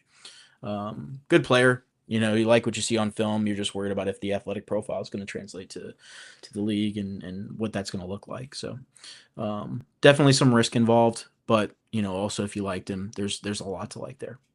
I mean, if you watched him, there's a lot to like there. I love his style. So if you picture like a bowling ball with butcher knife sticking out of it, rolling downhill, he's not quite that. Like that would be Doug Martin. You know, he's a bowling ball with like spatulas sticking out of it, coming at you. You know, a little bit softer and easier to handle. Dallas, what do you think of Jonah Coleman? Yeah, no, this is the type of player that I love to hear, especially doing this year in, year out, how people feel about people depending on the class, because he's Kyle Monangai in this year's class. And people are talking about him in the second round when people weren't drafting Kyle Monangai last year. And it's the exact same player. And so now we're lauding him, talking about how, yeah, he's a bowling ball with spatulas. That's how we felt. He's athletically limited. He'll get you those 7-yard runs. He's feisty. He's got that grit to him. That's the exact type of player. It's the Michael Turner, which is what I comped Monangai to last year. That's what you're looking at when you're looking at a Jonah Coleman if he lands at a good spot. Will he land in that? That's where his draft capital varies from the first to the third. So Michael Turner actually had speed coming out, though. Because he turned into that. It was 4.4, but yeah. We don't know how fast Jonah Coleman would run. Not 4.4. I bet closer to 4.7 I than don't think it would be a 4.4. 4.4. Who runs faster, Jonah Coleman or Katron Allen? Katron. Really? Exactly. That's how I feel. Exactly. That's why I feel so bad talking about Jonah how I do, because it's like I should hate him, but I don't. Well, let's go right into that because that's my next pick, and it's Katron Allen. This wasn't planned. Anyone listening, this was not planned. Nah, it just feels so safe. It just feels like somebody that's going to be on a team and stay on a team, and that's hard to do for running backs. Just feels like a good back. I mean, plain and simple. Just one of those guys. As we were basically just describing Jonah Coleman, that's kind of how I feel about Katron Allen. He's going to get the yards you expect every once in a while, a little bit more. Not going to wow you very often, but if you need 3 yards, he's going to get you 3.5 more times than not. Yeah, I love Katron. I've said before, I think he's Gus Edwards, but maybe with a little more juice. And I hope the NFL is finding him a lot earlier than they found Gus, so I have a little longer in the NFL. Hopefully, he could literally go pretty much anywhere except for like the Cardinals, and I'd be a fan of him because he's not going to be a lead back anywhere he goes anyway. So if you already have a good back and he's going to be the second guy, then great.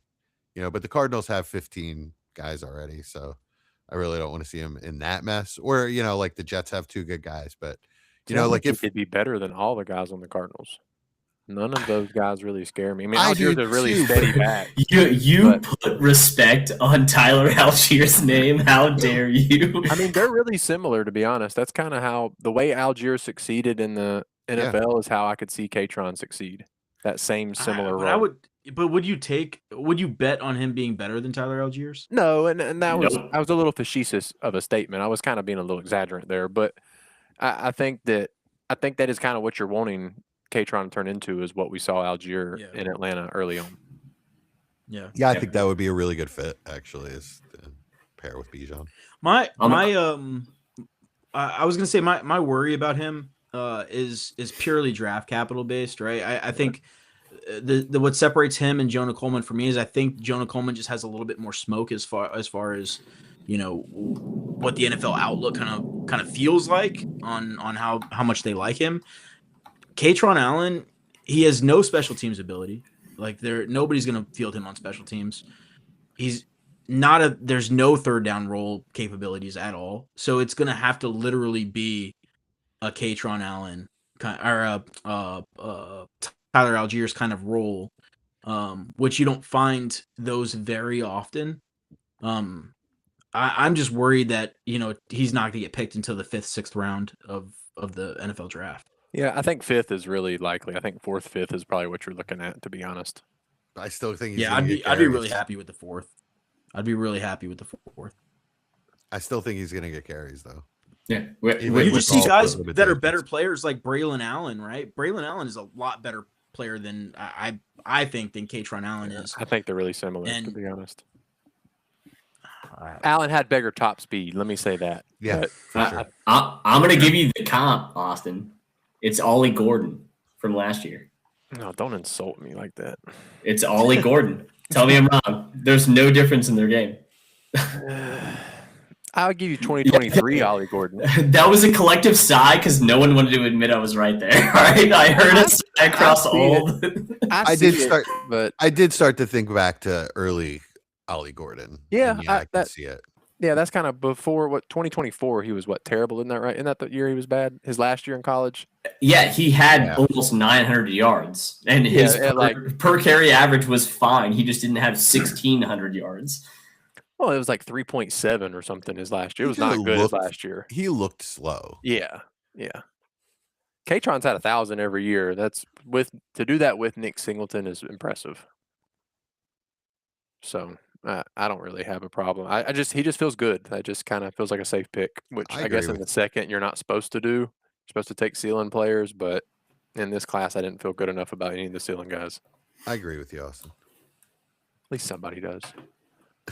My whole argument or my whole worry about him, like I said, is draft capital dependent. That's the one thing, because his role is team based. That's literally what it is. He has to get opportunity, and there's just not that many roles in the NFL for this specific style of player.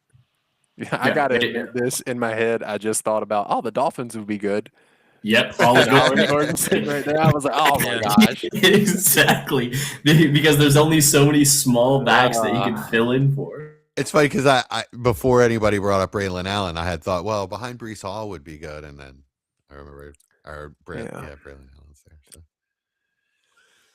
All right, who's up? Dallas. It's me again. So we've danced this subject actually. So it's the high end upside pick as well as talking about the Dolphins. Give me Damon Claiborne out of Wake Forest. Okay. My comp for him is A-Chain. That you watch the tape and so again, this is college A-Chain, not what he has become, where they would trusted him with 190 carries every year with the passing down work. But when it comes to this point in the second round, if I'm looking at running backs, he gives me the highest upside of anyone because he is absolutely capable of taking any touch that he has or any carry, catch, whatever he's doing. He has 2 kick return touchdowns of over 96 yards, 96 and 100 in his career. All right. So he's going to be a special teams player. He's locking onto a roster. He's smaller. He came in at 188, which is identical to what A-Chain came into. When you watch him, he breaks contain so many times. And even up the middle, if you watch specifically the Georgia Tech game from this year, there's 3 individual runs that happened during that game where I'm like, oh yeah, he's done. It was a 20-yard run. Nice. Somehow breaks through. It turns it into a 60-yard run. It's insane. And so if I'm looking for bang for buck right now with this wild class that I'm not confident in anyone in this range, give me the guy that's running that low 4.3s that has a proven track record of being a consistent down and down out player at the running back position. You know why I call him Dolores Claiborne. You know why I'm a fan? Because I had him on my C2C team this year, and he was unstoppable. It's a good reason to like him. Yeah. Yes, it is. No, the electricity is real, though. I really like him. Yeah. Yeah. I mean, if you're just taking your guys at this point, nice. I know. A little early for me. Yeah, I think he's a third rounder, but draft capital could change that. Yeah. And It's, landing it's spot. all about draft capital opportunity. Yeah. Right? Yeah, for Yeah. pretty much, especially running backs. Yeah, and I could have switched Le'Veon with DeMont here, and I wouldn't have felt any different with those two. These are the next two running backs that I'm going to be targeting heavily in the second round, unless they go 6th round or later to a bad situation, realistically. All right, that means I'm up. It does. Shoot. All right. I don't know. I guess I'll take Ted Hurst. So, small school guy, showed out at the Senior Bowl, got a lot of hype. I really like the tape. Bigger outside receiver, smooth, good hands. He's a good mover, but I wouldn't say he's the most athletic guy. The level of competition is really the biggest red flag with him. So, he's taking a huge leap from Georgia State to the NFL. You wonder why he didn't transfer out of Georgia State at some point. He stayed there for all 4 years, I believe. So, like I said, I like the tape, but the movement tells me that he's going to, be a good player, and the movement in the hands. But who's he playing against? He's playing against future, I don't know, gym coaches, gym teachers. So I don't know if that really, how much that really translates. That's what I struggle with players like this watching on film. So I'm just going to trust my eyes and take him here. It's late in the second, so take a guy I like. Dallas, do you have any thoughts on Hurst? Yeah, he's good. Athleticism should translate pretty well. I have a smaller school guy that I have ranked above him, but I don't hate the pick in this range. He would have been. Is it Bryce Lance? Bryce Lance, my boy. Gotta be. No. Okay, I was just curious. He would have been 3 wide receivers down from here. For Okay. me. All right, Yeah. cool. Chad, you're up. All right, I'm gonna go Zachariah Branch. Mm. And yeah, it's a really easy play for me. This is one of those things where it's all about opportunity. He's going to find a spot in the league with pretty substantial draft capital. And I think there is a world in which he progresses his game. We know what he was, right? Over 50% of his production came from targets behind the line of scrimmage, which is insane. But he just wasn't really given the opportunity to prove he was more than that. And the time that he was given to prove he was more than that, he looked pretty good. So I'm willing to give it a shot and see what it turns into. And like I said before, you don't have to hold on to a player forever, right? I was a big believer in Tank Dell. Loved Tank Dell coming out. Saw him in Houston in person quite a bit. And I knew he was going to be a good player. Now the difference between him and Tank Dell is Tank Dell looked like an NFL wide receiver, just in a very small frame. Zachariah Branch, like I said, hasn't been given the opportunity to prove he is that. But he will be based on the draft capital he's going to receive. And yeah, I'm willing to see if somebody bites on him and he's able to get the early production early on, and probably move him because like Tank Dell wasn't able to stay in the league very long as far as his availability goes, and hopefully that changes going forward. But yeah, he's the pick. At one point, I don't know if Kuiper has him in the first anymore, but at one point, Kuiper was mocking him in the first round. The big board has him at 62 now, so still a borderline second round. I think that's kind of where I think you see him in the back half of the second. This would be my guess. He's more athletically gifted than most of the body type wide receivers that he falls into that category. That's what I would say. Yeah, I agree. Austin. I'm going complete homer, and he's not worth this pick yet, but I think after the draft he will be, and that's Oscar Delp. I think he gets day 2 capital. Woo! I think he gets day 2 capital, and I think he's got a real chance to be the best tight end in the class. Okay. But I'm going to take him in the 3rd in real drafts. But since we've done this entire back half of the 2nd, just taking guys we like, I'm going to put my mark now and just go ahead and say it. I think he has a possibility of being a legit tight end 1 in the league. But it's going to take time, so that's why I'm not taking him really. Wow. Okay. Right on. You hate him Dallas. that bad, Dallas? I don't hate him. I just have 2 tight ends specifically that I would take over him, like pretty soundly. He's my number 5 right now, but like these 2, I would feel way more comfortable with in the 2nd than this. So Trigg and Roush? Nope. Jolly and Raritan. I was gonna say Justin Jolly is your kind of player. Yeah, Jolly is my guy, Yeah, I but like Raritan. I think Raritan for me, if it wasn't for the injuries, he'd probably be tight end 2 for me. Raritan just popped up today for me. He's a monster. Yeah, like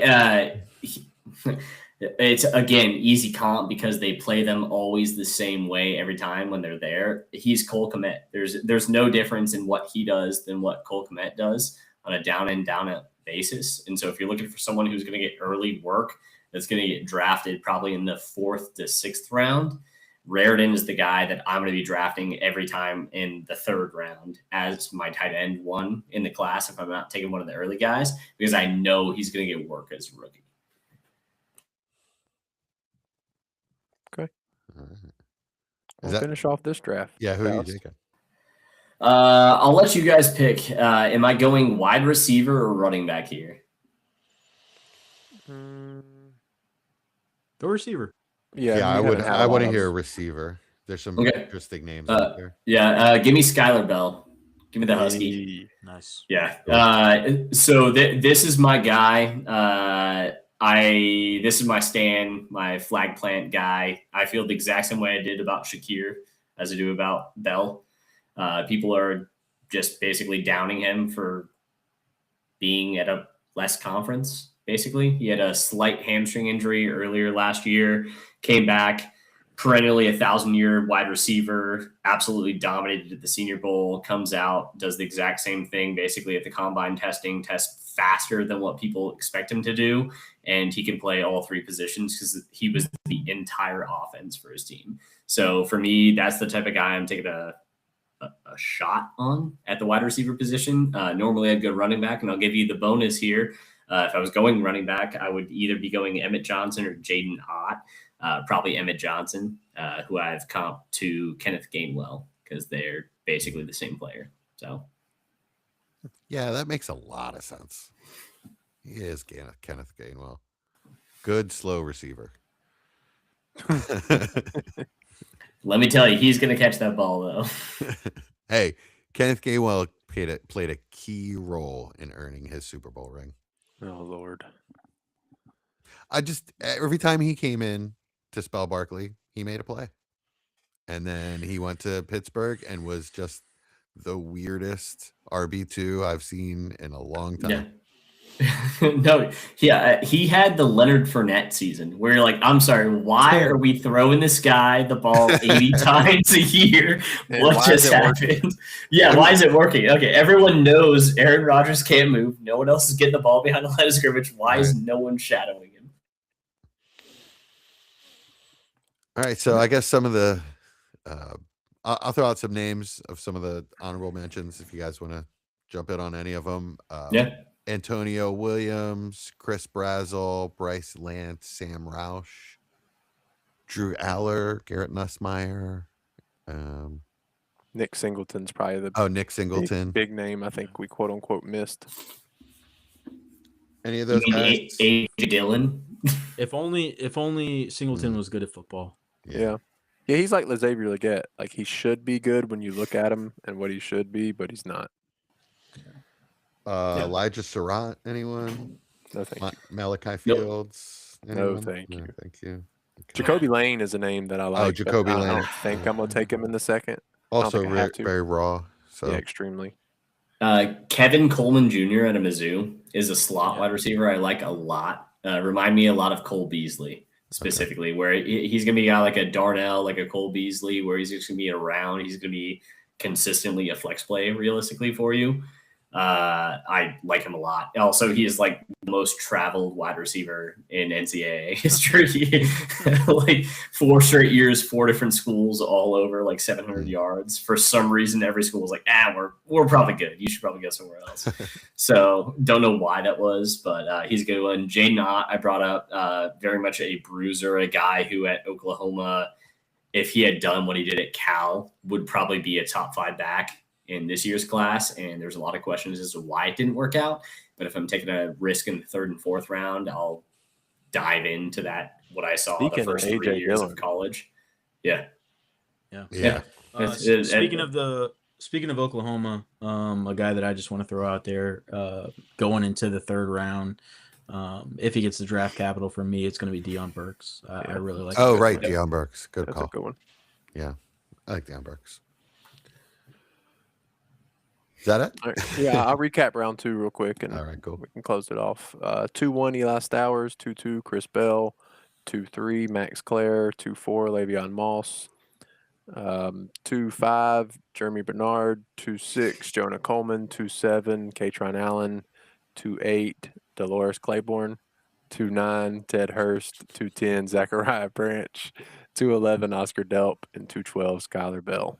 All right, good job. That is not what I expected to see the 2nd round look like. So good job, guys. Totally different than the 2nd round of the draft that I'm in. By the way, completely different. Well, that and it's fun. We get to talk the one about a we lot did. of different players. Yeah, exactly. And I think they all have avenues to be in 2nd round draft picks, which is what's crazy with this class. Nice. Yep. All right. Can you stop sharing, Austin? I did. Oh, you did. Okay. I'll get the layout. All right, we're in overtime. Dallas. Watch any good movies? See any good TV shows? Anything like that this week?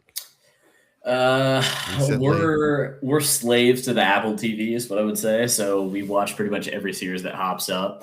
If you guys haven't watched Shrinking, that's a really good feel good therapy related one where it makes you think about your feelings a little bit more than you want to during a 45-minute episode. That one's pretty solid. Harrison Ford is awesome in that. Oh yeah, 100%. Yeah, I love Jason Sudeikis. So for me, he's awesome. He's great. Another good one that just came back for season 2 on Apple TV. Friends and Neighbors. The first season was really good. Excited to see what the 2nd season is. Oh, with John Hamm? Yet. Yep, John Hamm. Oh, okay. I didn't know they did a 2nd season of that. Yeah, so 2nd season's coming back. So that one, I think the 2nd episode just aired this week. We haven't watched any of it. We like to binge. And then what's another Apple TV? We're big fans of Slow Horses.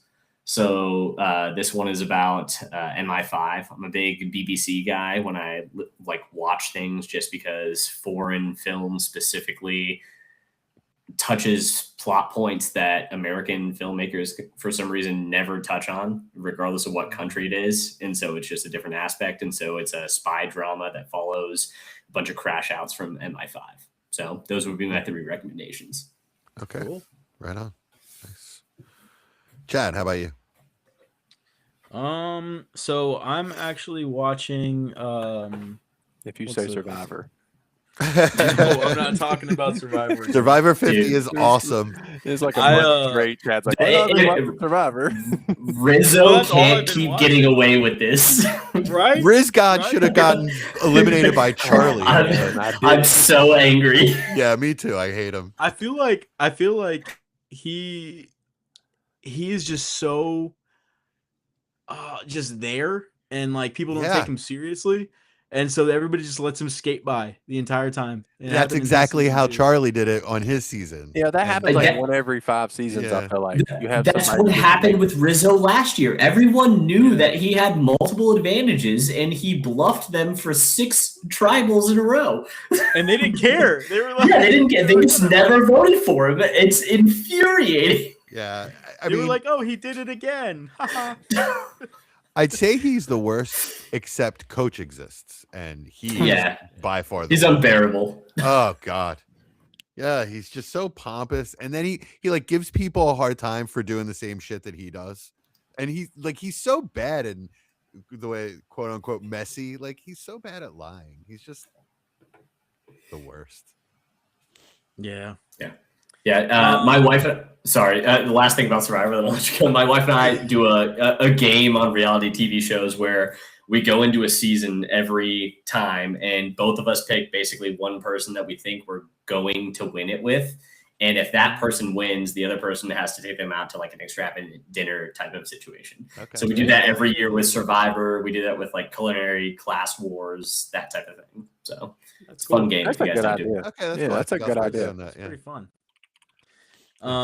So I've been rewatching an anime called Attack on Titan. I recommended it to somebody. I can't remember Me. who recently. Us last week. Oh, Yeah. awesome. Okay, Austin, yeah. And so then I was like, I'm gonna watch it, and so I've been rewatching it, and it's freaking awesome. What I Yeah, didn't I know love that is one. I got a buddy to watch it, who does not watch anime at all, and I'm not, like I said, I've said this before, I'm not the biggest anime buff. I don't really know that much about it, but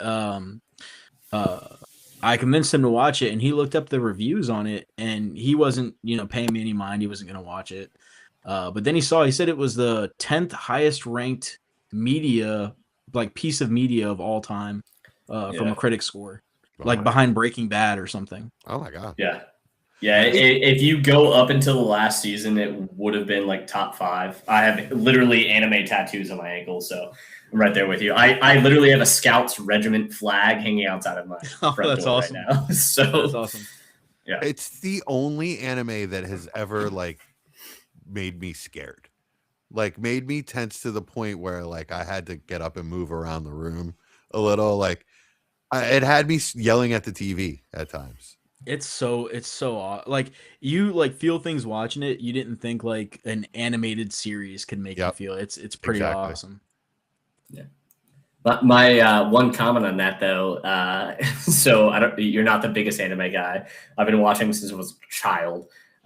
It's basically just meat suit Gundams is what it is. If you actually like look at the plot of Gundam, and so like just take that into your brain, look it up afterwards, you'll realize that it's literally just Gundam with meat suits. So.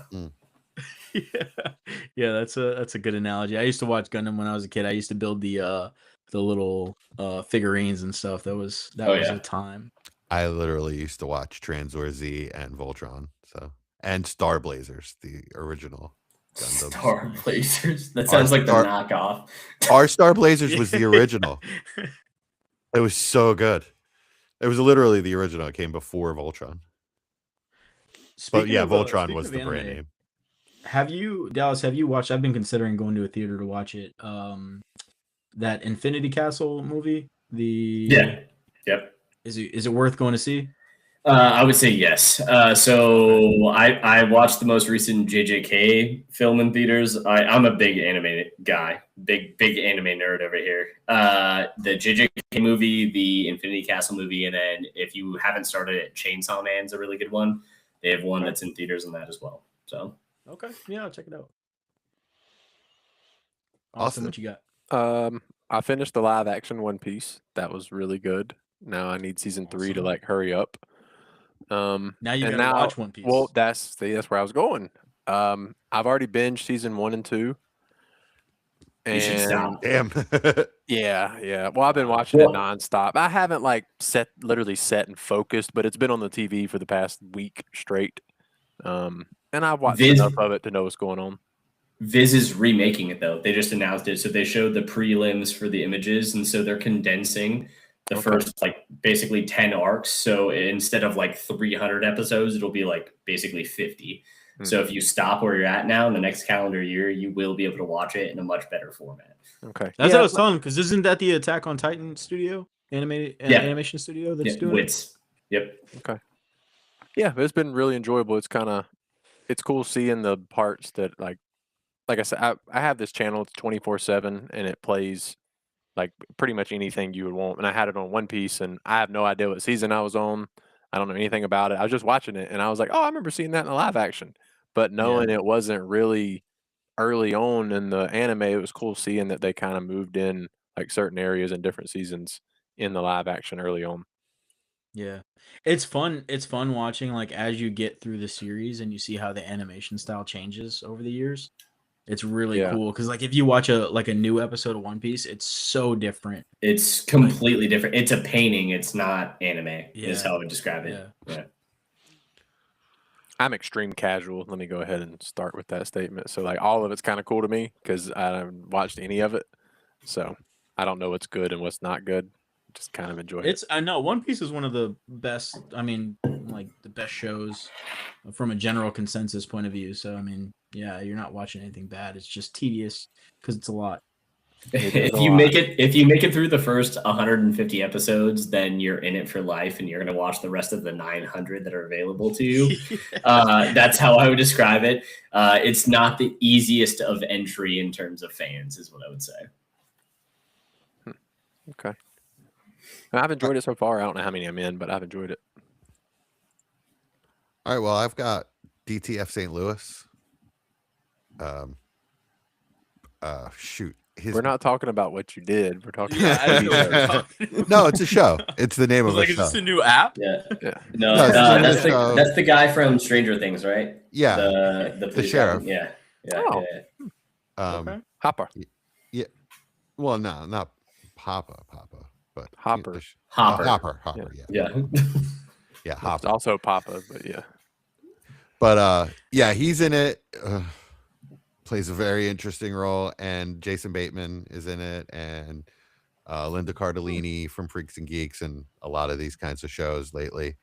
It's a limited series, and it's like I don't want to give too much away, but it's they let on fairly early that it's like DTF is what it sounds like, and it's an app for people to cheat on their spouses. Look at Chad go. But That's what he said. He says it's an app. yeah, well, it's an app in the show.